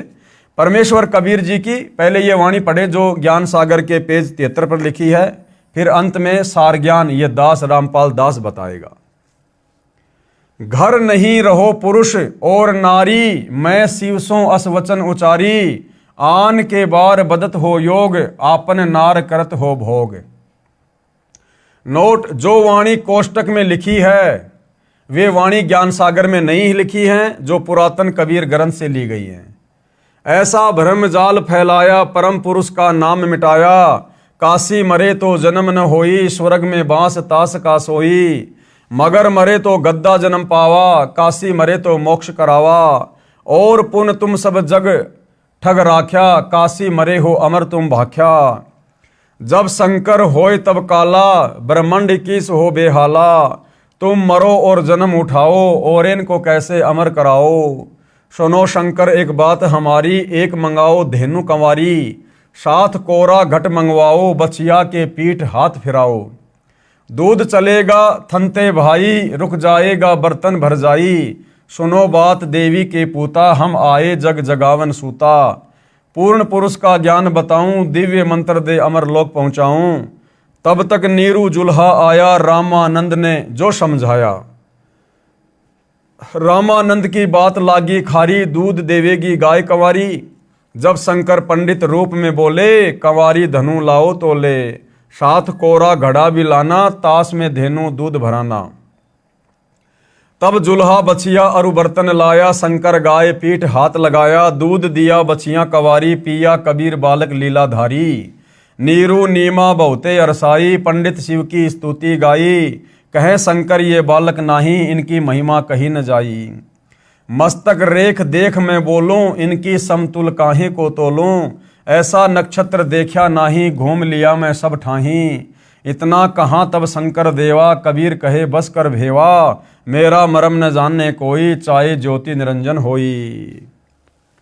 हम हैं अमर पुरुष अवतारा, भव से जीव उतारूं पारा। इतना सुन चले शंकर देवा, शिव चरण धर की नीरू नीमा सेवा। हे स्वामी मम भिक्षा लीजे, सब अपराध क्षमा हमरे कीजे। कह शंकर हम नहीं पंडित भिखारी, हम हैं शंकर त्रिपुरारी। साधु संत को भोजन कराना, तुम्हारे घर आए रहमाना। ज्ञान सुन शंकर लजा आई, अद्भुत ज्ञान सुन सिर चकराई। ऐसा निर्मल ज्ञान अनोखा, सचमुच हमार है नहीं मोखा। कबीर सागर अध्याय सवसम वेदबोध पेज नंबर 132 से 134 तक परमेश्वर कबीर जी की प्रकट होने वाली वाणी है, परंतु इसमें भी कुछ गड़बड़ कर रखी है। इन नकली कबीर पंथियों ने काल प्रेरणा से कबीर सागर में भी बहुत ज्यादा गड़बड़ कर रखी है। कहा कि जुलाहा नीरू अपनी पत्नी का गोना, यानी विवाह के बाद प्रथम बार अपनी पत्नी को उसके घर से लाने को गोना अर्थात मुकलावा कहते हैं। यह गलत है। जिस समय परमात्मा कबीर जी नीरू को मिले उस समय उनकी आयु लगभग 50 वर्ष की थी। अब विचार करो, गोने से आते समय कोई बालक मिल जाए तो कोई अपने घर नहीं रखता। वह पहले गांव तथा सरकार को बताता है, फिर उसको किसी निसंतान को दिया जाता है यदि कोई लेना चाहे तो, नहीं तो राजा उसको बाल गृह में रखता है या अनाथालय में छोड़ते हैं। नीमा ने तो बच्चे को छोड़ना ही नहीं चाहा था, फिर भी जो सच्चाई है वह वही है। हमने परमात्मा पाना है, उसको कैसे पाया जा सकता है, वह विधि सत्य है तो मोक्ष संभव है। ज्ञान इसलिए आवश्यक है कि विश्वास बने कि परमात्मा कौन है, कहाँ प्रमाण है, वह चेष्टा की जा रही है। अब केवल बालक कबीर जी ने कंवारी गाय का दूध पिया था, वे वाणी लिखता हूं सवसम वेदबोध पेज नंबर 134 से। पंडित निज निज भोन सिधारा, बिन भोजन बीते बहुबारा। बालक रूप तासु ग्रह रहेता, खान पान नाही कुछ गहता। जुलाहा तब मन में दुख पाई, भोजन करो कबीर गोसाई। जुलाहा जुलाही दुखित निहारी, तब हम तिनते वचन उचारी।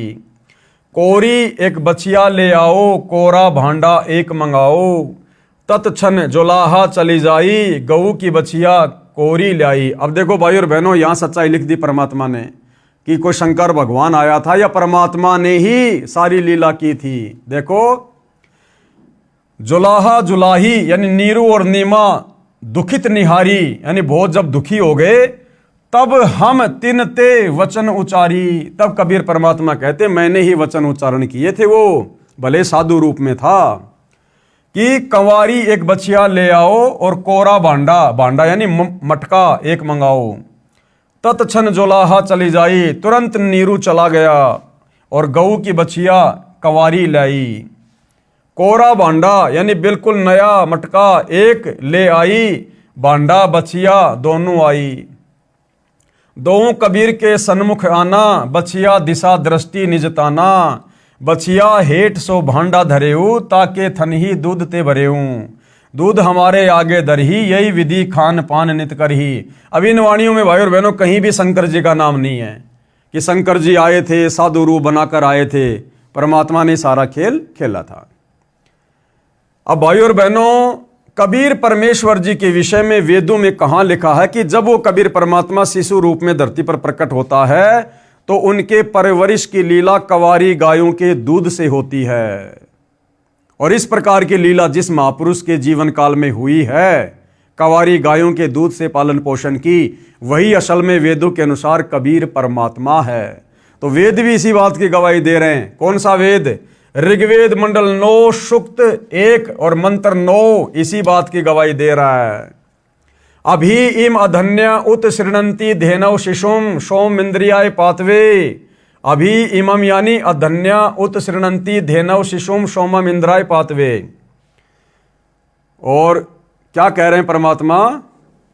भावार्थ, पूर्ण परमात्मा अमर पुरुष जब लीला करता हुआ बालक रूप धारण करके स्वयं प्रकट होता है, सुख सुविधा के लिए जो आवश्यक पदार्थ शरीर वृद्धि के लिए चाहिए वह पूर्ति कंवारी गायों द्वारा की जाती है। अर्थात उस समय अधन्या धेनव यानी कंवारी गाय अपने आप दूध देती है, जिससे उस पूर्ण प्रभु की परवरिश होती है।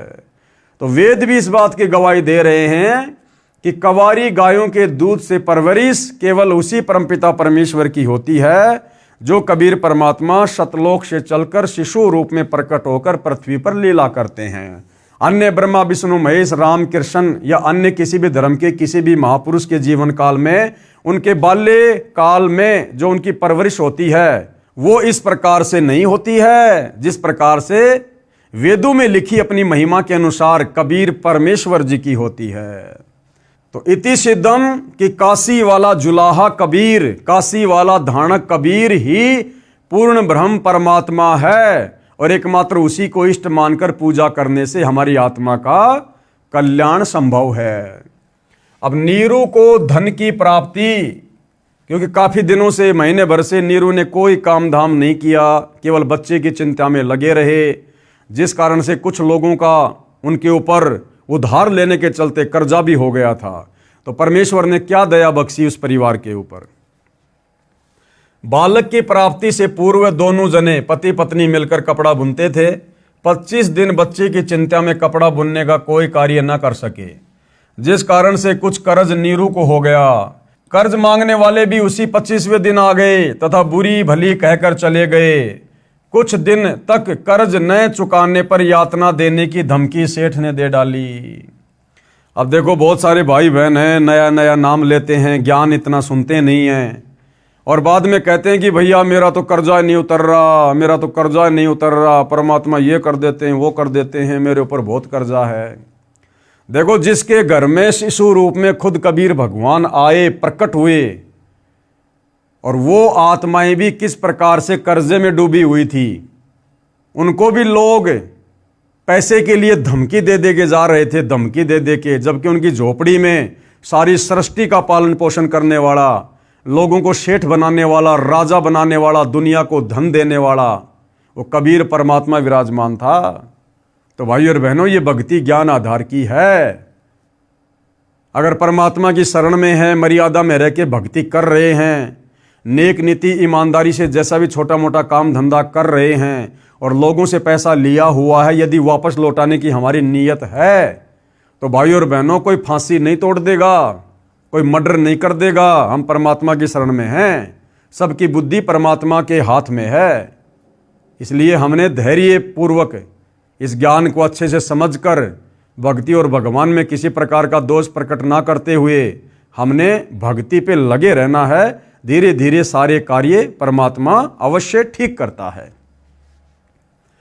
दोनों पति पत्नी अति चिंतित हो गए, अपने बुरे कर्मों को कोसने लगे।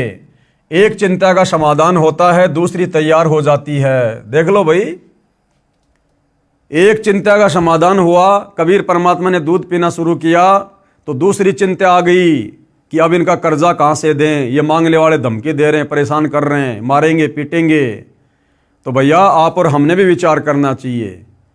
आप और हम तो केवल भगवान की भक्ति कर रहे हैं, इनके तो घर में भगवान था, फिर भी आगे से आगे टेंशन और चिंता।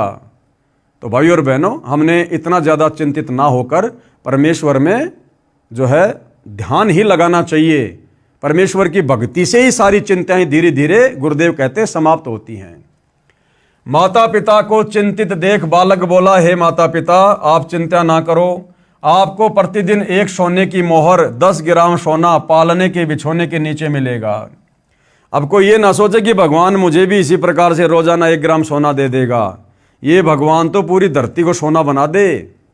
लेकिन वर्तमान में कलयुग की बिचली पीढ़ी में, इस वैज्ञानिक युग में, परमात्मा इस प्रकार से कोई विशेष चमत्कार नहीं करेंगे। हालांकि वो कर सकते हैं, उनकी मौज है, लेकिन ज्ञान आधार से देखा जाए तो परमात्मा हमारी भक्ति को सफल करवाने के लिए हमसे नेक नीति ईमानदारी से छोटा मोटा काम धंधा अवश्य करवाएंगे, ताकि उस मेहनत से कमाए हुआ पैसे हम 2 पैसे परमात्मा को 10वें अंश के रूप में, दान धर्म के रूप में देंगे तो हमारा धर्म में सहयोग होगा और हमारी सेवा भी बनेगी। आप अपना कर्ज उतार कर अपना तथा गऊ का खर्च निकालकर शेष बचे धन को धर्म कर्म में लगाना। उस दिन के पश्चात 10 ग्राम सोना प्रतिदिन नीरू के घर परमेश्वर कबीर जी की कृपा से मिलने लगा। ये क्रिया 1 वर्ष तक चलती रही। परमेश्वर कबीर जी ने मोहर सोने का सिक्का मिलने वाली लीला को गुप्त रखने को कहा था। अब देखो भाई और बहनों, परमात्मा के आदेश की अवहेलना कितनी खतरनाक होती है। शिशु रूप में कबीर परमात्मा ने नीरू नीमा को साफ साफ कह दिया था कि तुम्हें रोजाना 1 सिक्का सोने का मिलता है, इस बात को तुमने गुप्त रखना है, यह मेरा आदेश है, किसी को नहीं बताना आपने। और इस बात का उन्होंने उस समय खुलासा कर दिया जब एक बार उनकी झोपड़ी पर उनके कोई परिचित आए, और उसी दिन से भाई और बहनों परमात्मा ने वो 1 सिक्का सोना देना बंद कर दिया, क्योंकि उन्होंने परमात्मा के वचन की अवहेलना कर दी।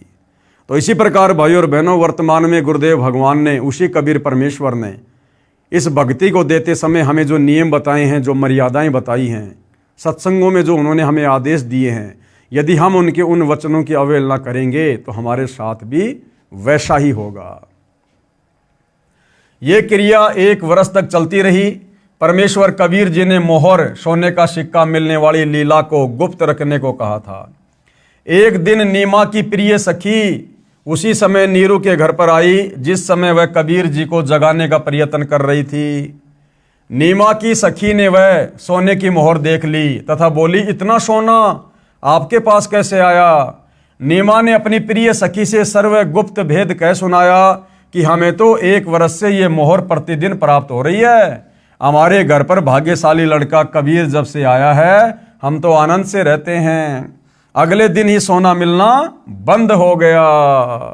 भाई जो गुरु वचन पर डट गए, कट गए फंद 84 के। तो नीरू और नीमा ने सतगुरु के वचन को तोड़ दिया, उनके वचन की अवहेलना कर दी, उनके आदेश की अवहेलना कर दी। अब देखो भाई और बहनों, वचन तोड़ना, परमेश्वर के वचन की अवहेलना करना सबसे बड़ा दोष है।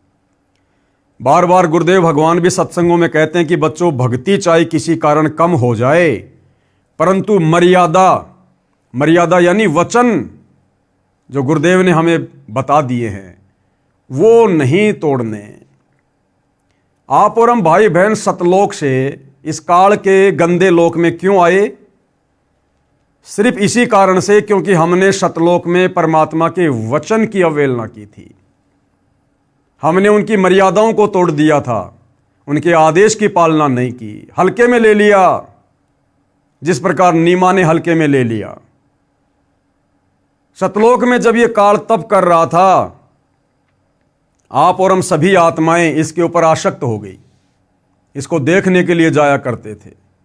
उसी समय कबीर परमात्मा आकाशवाणी किया करते थे कि बच्चों, इस नादान की नादानी को मत देखो, ये अपने कर्म फोड़ रहा है।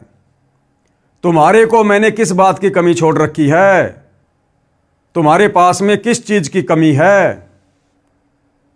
बार बार समझाया परमात्मा ने हमें, कई बार आकाशवाणी की, लेकिन हमने परमेश्वर के वचन पर ध्यान नहीं दिया।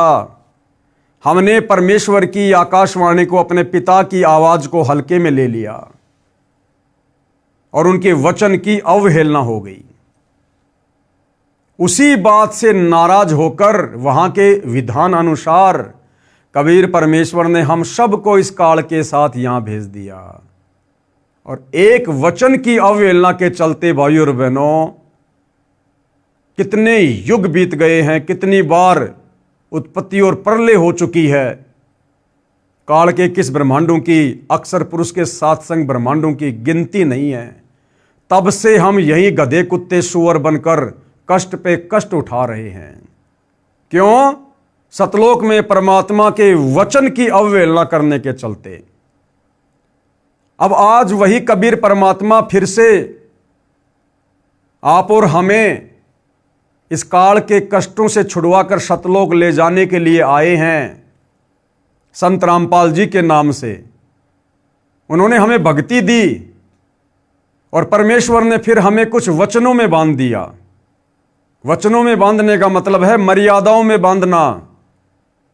परमेश्वर ने हमें कुछ वचन दे दिए कि बेटा, तुमने शराब नहीं पीनी, मांस नहीं खाना, जुआ नहीं खेलना, ये मैच वगैरह नहीं देखना, बालों में डाई नहीं लगाना, किसी देवी धाम पर नहीं जाना, किसी तीर्थ धाम पर नहीं जाना, आन उपासना नहीं करनी, मोबाइल में वीडियो गेम नहीं देखना, ये फिल्में और फालतू के सीरियल नाटक नहीं देखना, बेटा राजनीति नहीं करनी, राजनेताओं के समर्थन में धक्के नहीं खाना, कहीं लोगों से फालतू का भाईचारा नहीं निभाना। जगतकार भगत का 36 का आंकड़ा होता है। ये तमाम प्रकार की नियम और मर्यादाएं देकर गुरु ने हमें अपने वचन में बांध दिया। अब भाइयों और बहनों, यदि हम उस परमेश्वर के वचन को तोड़ेंगे और यदि हम उस परमेश्वर के वचन को तोड़कर कभी राजस्थान के गैंगस्टर आनंदपाल सिंह की, जो कि गुंडा था, हम उसकी सीबीआई जांच का समर्थन करेंगे तो परमेश्वर का वचन टूटेगा। क्योंकि संतों का और गुंडों का कोई मेल नहीं होता। संत कभी भी गुंडों का समर्थन नहीं करते। संत कभी भी गुंडों की सीबीआई जांच के लिए अपनी नेक नीति और मेहनत की कमाई का पैसा नहीं देते। जैसा कि राजस्थान के अजमेर में आनंदपाल सिंह की उस गैंगस्टर की सीबीआई जांच के समर्थन में राजपूत करणी सेना को राजस्थान की संगत के द्वारा राजस्थान के सोजत आश्रम वालों ने 5 लाख रुपए दिए। ये परमेश्वर के वचन की धज्जियां उड़ाई गई। उसके बाद हरियाणा के जाट आरक्षण में सतलोक आश्रम धनाना वालों के द्वारा लाखों की संख्या में संत रामपाल जी के भक्तों को धरनों पर बैठा दिया गया और ज्योति पाठ और दान धर्म का रुपया, जो केवल अपने गुरुदेव के हाथों में दिया जाता है, सुपात्र को, जाट आरक्षण में उन कुपात्रों के हाथों में करोड़ों में दिया गया। करोड़ों में, कभी 11 लाख, कभी 25 लाख, कभी 5 लाख। और परमेश्वर के वचन की धज्जियां उड़ाई गई। हरियाणा के सोनीपत के गोहाना में जाट धर्मशाला का 5वां फ्लोर सतलोक आश्रम धनाना वालों ने बनवाकर, गुरुदेव के कलयुगी परिवार ने बनवाकर लगभग 1 करोड़ रुपया उस धर्मशाला में लगाया भक्तों के ज्योति पाठ और दान का। परमेश्वर के वचन की धज्जियां उड़ाई गई। अयोध्या के राम मंदिर में, वो राम मंदिर आन उपासना का केंद्र, वहां आने वाले लोग आन उपासी, और वहां जाकर सतलोक आश्रम वालों ने 1 महीने का भंडारा लगाया, आन उपासना को बढ़ावा दिया, परमेश्वर के वचन की धज्जियां उड़ाई गई। गांव धनाना में बैडमिंटन का स्टेडियम बनाया गया, जबकि गुरु का आदेश है मोबाइल में भी वीडियो गेम नहीं खेलना और देखना। और सतलोक आश्रम धनाना वालों ने, गुरुदेव के कलयुगी परिवार ने करोड़ों रुपए की लागत से धनाना गांव में बैडमिंटन का स्टेडियम बना के दे दिया गांव वालों को। परमेश्वर के वचन की धज्जियां उड़ाई गई। परमात्मा कहते हैं 100 वर्ष सतगुरु की पूजा, एक दिन आन उपासी, वो अपराधी आत्मा फिर पड़े काल की फांसी। सतलोक आश्रम धनाना वालों ने, गुरुदेव के परिवार ने 500 हरियाणा रोडवेज की बसों में भक्तों को बैठाकर आन उपासना के तहत रोहतक के पैरावर में परशुराम की जयंती के दिन कम से कम 50,000 संगत को वहां मुख्यमंत्री की रैली में बैठा दिया। परमेश्वर के वचन की धज्जियां उड़ाई गई। हाल ही कुछ दिन पहले हिसार की जाट धर्मशाला में एक समाज सेवी छोटू राम की जयंती मनाई गई, और परमात्मा ने हमें मना किया है किसी मरे हुए व्यक्ति की जयंती पर, उसकी पुण्यतिथि पर, उसकी बरसी पर, उसकी यादगार पर हम लोगों ने नहीं जाना है। हमने मुर्दों की पूजा नहीं करनी। लेकिन सतलोक आश्रम वालों ने, गुरुदेव के परिवार वालों ने झूठे मान सम्मान के चक्कर में हिसार की जाट धर्मशाला में और छोटू राम की जयंती पर जाकर खुद भी मर्यादा तोड़ी, संगत से भी मर्यादा तोड़वाई। तो भाइयों और बहनों, जिस एक वचन की अवहेलना करने के चलते परमात्मा ने धक्के मारकर हमारे को सतलोक से निकाला, और हम युगों युगों से गधे कुत्ते सुअर बनकर कष्ट उठा रहे हैं, उसके बाद भी उस दयालु परमात्मा ने एक मौका दिया कि हो सकता है वो संभल गए होंगे, अपनी गलतियों को अब वो मान लेंगे, सुधार लेंगे, आगे से गलती नहीं करेंगे। फिर से परमेश्वर धरती पर रामपाल जी के रूप में प्रकट होकर आए हैं, और अब हम उनके वचनों की धज्जियां उड़ा रहे हैं। उन्होंने हमें हर प्रकार से अवगत करवा दिया कि तुमने क्या गलती करी थी, जिस कारण से तुम यहां पटके गए, और फिर से हम वही गलतियां कर रहे हैं, जानबूझ के गलतियां कर रहे हैं। तो भाइयों और बहनों, अभी सतलोक जाने की तमन्ना नहीं है, अभी सतलोक जाने की इच्छा नहीं है। जो लोग इस प्रकार के वचन तोड़ रहे हैं, और जो संगत वचन तोड़ने वालों का दान धर्म देकर या वहां जाकर शारीरिक रूप से सहयोग कर रही है। तो भाइयों और बहनों, परमेश्वर के वचन की अवहेलना करना कितना खतरनाक होता है, ये आने वाले समय में इन सतलोक आश्रमों से जुड़े भाई बहनों को पता चलेगा। तो नीमा ने परमेश्वर के वचन की अवहेलना कर दी और अपनी सखी को सारा भेद बता दिया कि हमें तो 1 साल से प्रतिदिन 10 ग्राम सोना मिल रहा है। अगले ही दिन सोना मिलना बंद हो गया। नीरू तथा नीमा दोनों मिलकर कपड़ा बुनकर अपने परिवार का पालन पोषण करने लगे। बड़ा होकर बालक कबीर भी पिता के काम में हाथ बटाने लगा। थोड़े समय में अधिक बुनाई करने लगा। अब आगे परमात्मा हमें बता रहे कि ऋषि रामानंद सेऊ, सम्मन तथा नेकी व कमाली के पूर्व जन्मों का ज्ञान, जो कथाएं गुरुदेव भगवान हमें सुनाते हैं, ऋषि रामानंद जी की, सेऊ की, सम्मन की और नेकी तथा कमाली की, तो इनके पूर्व जन्मों का क्या इतिहास है, पहले इनके और मनुष्य जन्म कौन कौन से थे, उनकी जानकारी परमात्मा हमें दे रहे हैं। इससे हमें यह भी पता चलेगा कि परमात्मा अपनी अच्छी आत्माओं के पीछे युगों युगों से लगे हुए हैं। उन्हें भक्ति देकर रिचार्ज करके कलयुग की पिछली पीढ़ी तक मनुष्य जन्म दे देकर लेकर आते हैं। तो इन महापुरुषों के पूर्व जन्म क्या थे और किस प्रकार से परमेश्वर ने इनको अपनी शरण में लिया। ऋषि रामानंद जी का जीव, कौन रामानंद जी? पंडित रामानंद जी, जिन्होंने 650 साल पहले कबीर परमात्मा जी के मुंह बोले गुरु बनने की भूमिका की थी।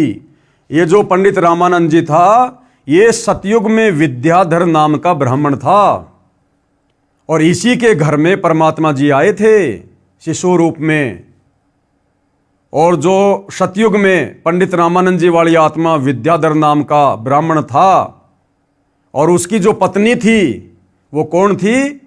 कमाली वाली आत्मा, जो शेख तकी की लड़की थी जिसको परमात्मा ने कब्र से निकालकर जीवित किया था, कमाली नाम रखा था, अपने पास अपनी बेटी की तरह रखा था। वही कमाली वाली आत्मा सतयुग में पंडित रामानंद जी वाली आत्मा, जो कि विद्याधर नाम का ब्राह्मण था, उसकी पत्नी थी। और फिर वही पंडित रामानंद और कमाली वाली आत्मा त्रेता युग में भी पंडित वेदविग और सूर्या नाम से दोनों पति पत्नी थे। पंडित रामानंद जी का जीव सतयुग में विद्याधर ब्राह्मण था, जिसे परमेश्वर सत सुकृत नाम से मिले थे।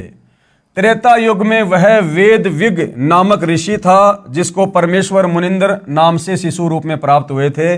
तथा कमाली वाली आत्मा सतयुग में विद्याधर की पत्नी दीपिका थी और त्रेता युग में सूर्या नाम की वेदविग ऋषि की पत्नी थी।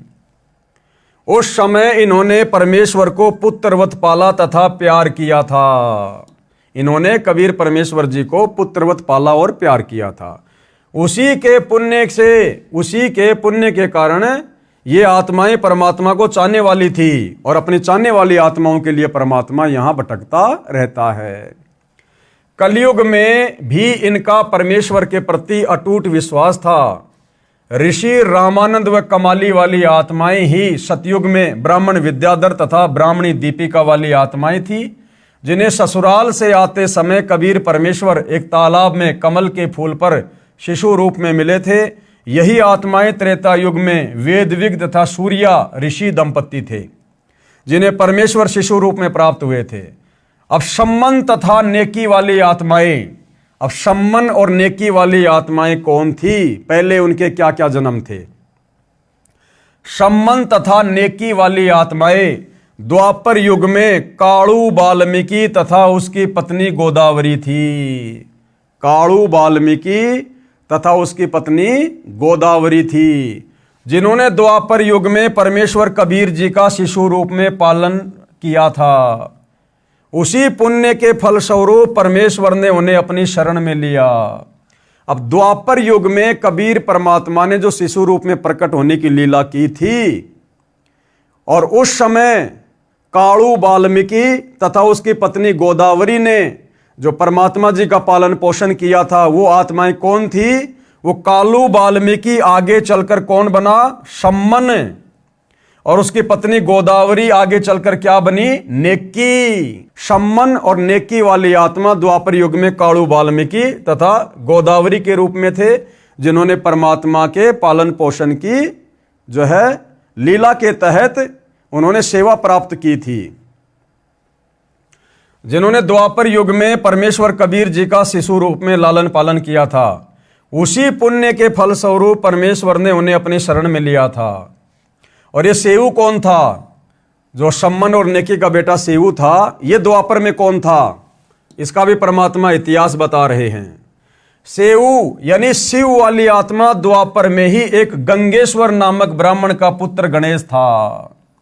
सेऊ की आत्मा द्वापर युग में एक गंगेश्वर नाम का ब्राह्मण था, जिसका बेटा था, और क्या नाम था? गणेश। और ये जो गंगेश्वर था, ये परमात्मा का घोर विरोधी था। ये परमात्मा जी का घोर विरोधी था, गंगेश्वर नाम का ब्राह्मण द्वापर युग में, जिसका बेटा गणेश था, जो आगे चलकर सेऊ के रूप में जन्मा। और वो जो गंगेश्वर था, जो द्वापर में परमात्मा का विरोध किया करता था, वो फिर आगे चलकर शेख तकी बना।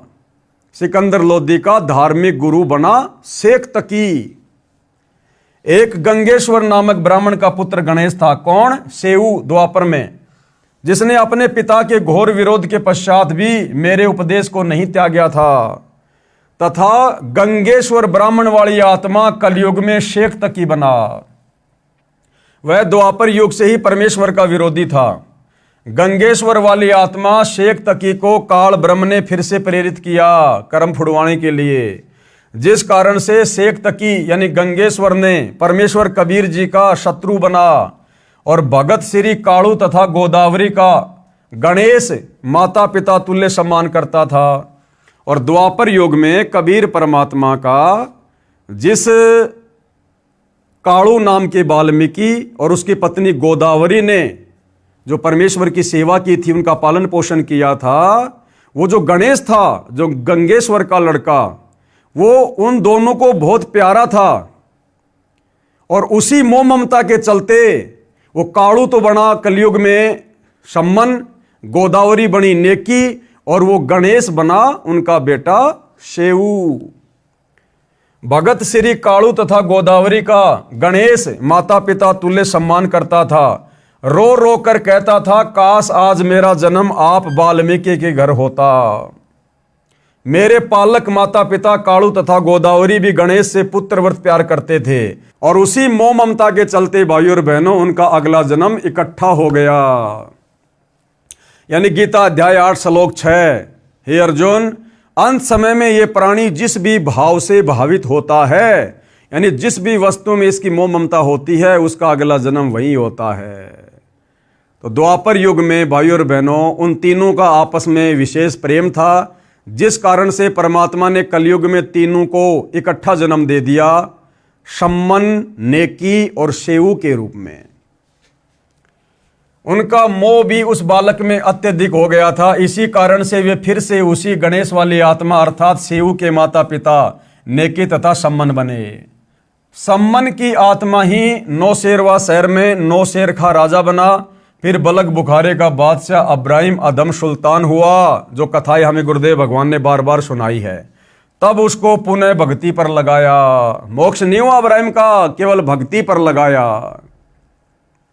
आगे परमेश्वर की लीला के तहत शिशु रूप में जब काजी मुसलमान परमेश्वर की सुन्नत करने के लिए आए, जो मुसलमान धर्म में एक रिवाज है बच्चे की सुन्नत करने का, तो जब मुसलमान शिशु रूपधारी परमेश्वर कबीर जी की सुन्नत करने लगे, तो परमेश्वर जी ने क्या लीला की, इस सत्यनारायण कथा के तहत हम पढ़ेंगे। शिशु कबीर की सुन्नत करने का असफल प्रयास। शिशु रूपधारी कबीर देव की सुन्नत करने का समय आया तो पूरा जन समूह संबंधियों का इकट्ठा हो गया।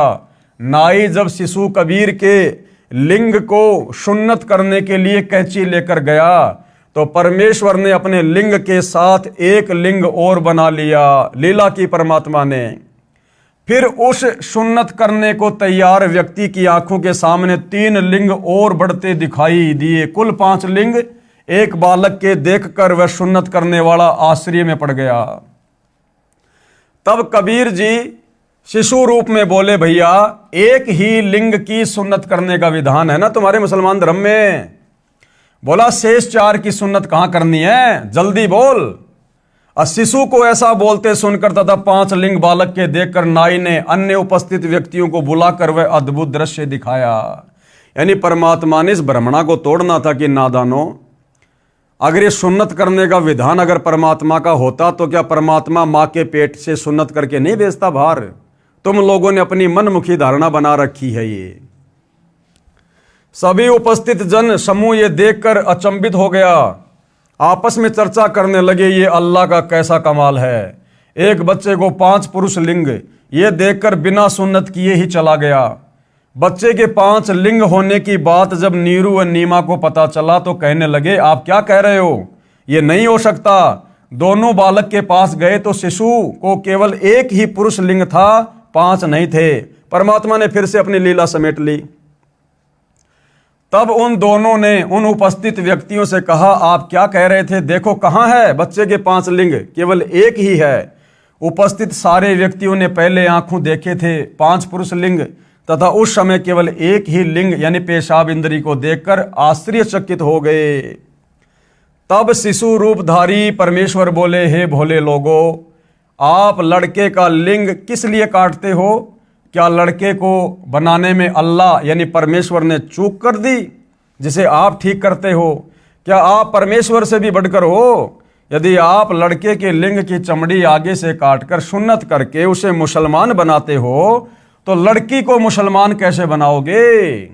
भैया लड़के को तो तुमने पेशाब इंद्री की आगे से थोड़ी सी खाल काटकर मुसलमान बना दिया, तो तुम्हारा लड़का तो बन गया मुसलमान है। लेकिन जो लड़की पैदा होती है उसका क्या काटकर मुसलमान बनाओगे? इस गलत धारणा का परमात्मा ने खंडन किया इस प्रकार की लीला करके। यदि मुसलमान धर्म के व्यक्ति अन्य धर्मों के व्यक्तियों से भिन्न होते तो परमात्मा ही सुन्नत करके लड़के को जन्म देता। हे भोले इंसानों, परमेश्वर के सब प्राणी हैं। कोई वर्तमान में मुसलमान समुदाय में जन्मा है तो वह मृत्यु उपरांत हिंदू या ईसाई धर्म में भी जन्म ले सकता है। इसी प्रकार अन्य धर्मों में जन्मे व्यक्ति भी मुसलमान धर्म व अन्य धर्म में जन्म लेते हैं। ये धर्म की दीवारें खड़ी करके आपसी भाईचारा नष्ट मत करो। ये सब काल ब्रह्म की चाल है जो ये धर्म बनवा दिए, जातियां बनवा दी। अन्यथा सतयुग त्रेता द्वापर में कोई धर्म नहीं था, लेकिन इस कलयुग में काल और परमात्मा का पहले से एग्रीमेंट हो चुका था। काल ने कहा था कि परमात्मा आप 3 युगों में जीव सतलोक थोड़े लेकर जाना, और जब कलयुग आ जाए उस समय जितने मर्जी जीव ले जाना। तो इस समय के विषय में पहले से ही काल और परमात्मा के बीच में एग्रीमेंट हो चुका था। तो काल ने इस समय आप और हमारे को जातियों के नाम पर, धर्मों के नाम पर, समुदायों के नाम पर, रंग भेद के नाम पर देश और दुनिया में तरह तरह की दीवारें खड़ी करवा दी, सबकी भाषाएं अलग अलग करवा दी। तो इस प्रकार से काल ने अपना जाल फैला दिया ताकि ये आत्माएं आसानी से उस परमात्मा के संत के संपर्क में ना आ जाएं। तो ये जो धर्म की दीवारें हैं ये परमात्मा ने नहीं, इस काल ब्रह्म ने, ब्रह्मा विष्णु महेश के पिता ने खड़ी कर रखी हैं। ये सब काल ब्रह्म की चाल है। कलयुग से पहले अन्य धर्म नहीं थे, केवल एक मानव धर्म, मानवता ही था। अब कलयुग में काल ब्रह्म ने भिन्न भिन्न धर्मों में बांटकर मानव की शांति समाप्त कर दी है। सुन्नत के समय उपस्थित व्यक्ति बालक मुख से सत उपदेश सुनकर सर्वदंग रह गए। माता नीमा ने बालक के मुख पर कपड़ा ढक दिया तथा बोली, घना मत बोल, काजी सुन लेंगे तो तुझे मार डालेंगे, वो बेरहम है बेटा। परमेश्वर कबीर जी माता के हृदय के कष्ट से परिचित होकर सोने का बहाना करके खर्राटे भरने लगे। तब नीमा ने सुख की सांस ली तथा अपने सभी संबंधियों से प्रार्थना की कि आप किसी को मत बताना कि कबीर ने कुछ बोला है, कहीं मुझे बेटे से हाथ धोने पड़े। 6 महीने की आयु में परमेश्वर पैरों चलने लगे, और मात्र 6 महीने की उम्र में कबीर परमेश्वर जी अपने पैरों पर चलने लगे, पैरों पर। जबकि आम व्यावहारिक जीवन में जब बच्चा 1.5 से 2 साल का हो जाता है तब कहीं जाकर अपने पैरों पर चलता है। तो भाइयों और बहनों, ये सत्यनारायण कथा है। कबीर परमेश्वर जी के लीला में जीवन के विषय में हम पढ़ रहे हैं, और इस प्रकार की जो सत्यनारायण कथा है जिससे हम युगों युगों से दूर थे, क्योंकि किसी को सत्यनारायण का पता ही नहीं था।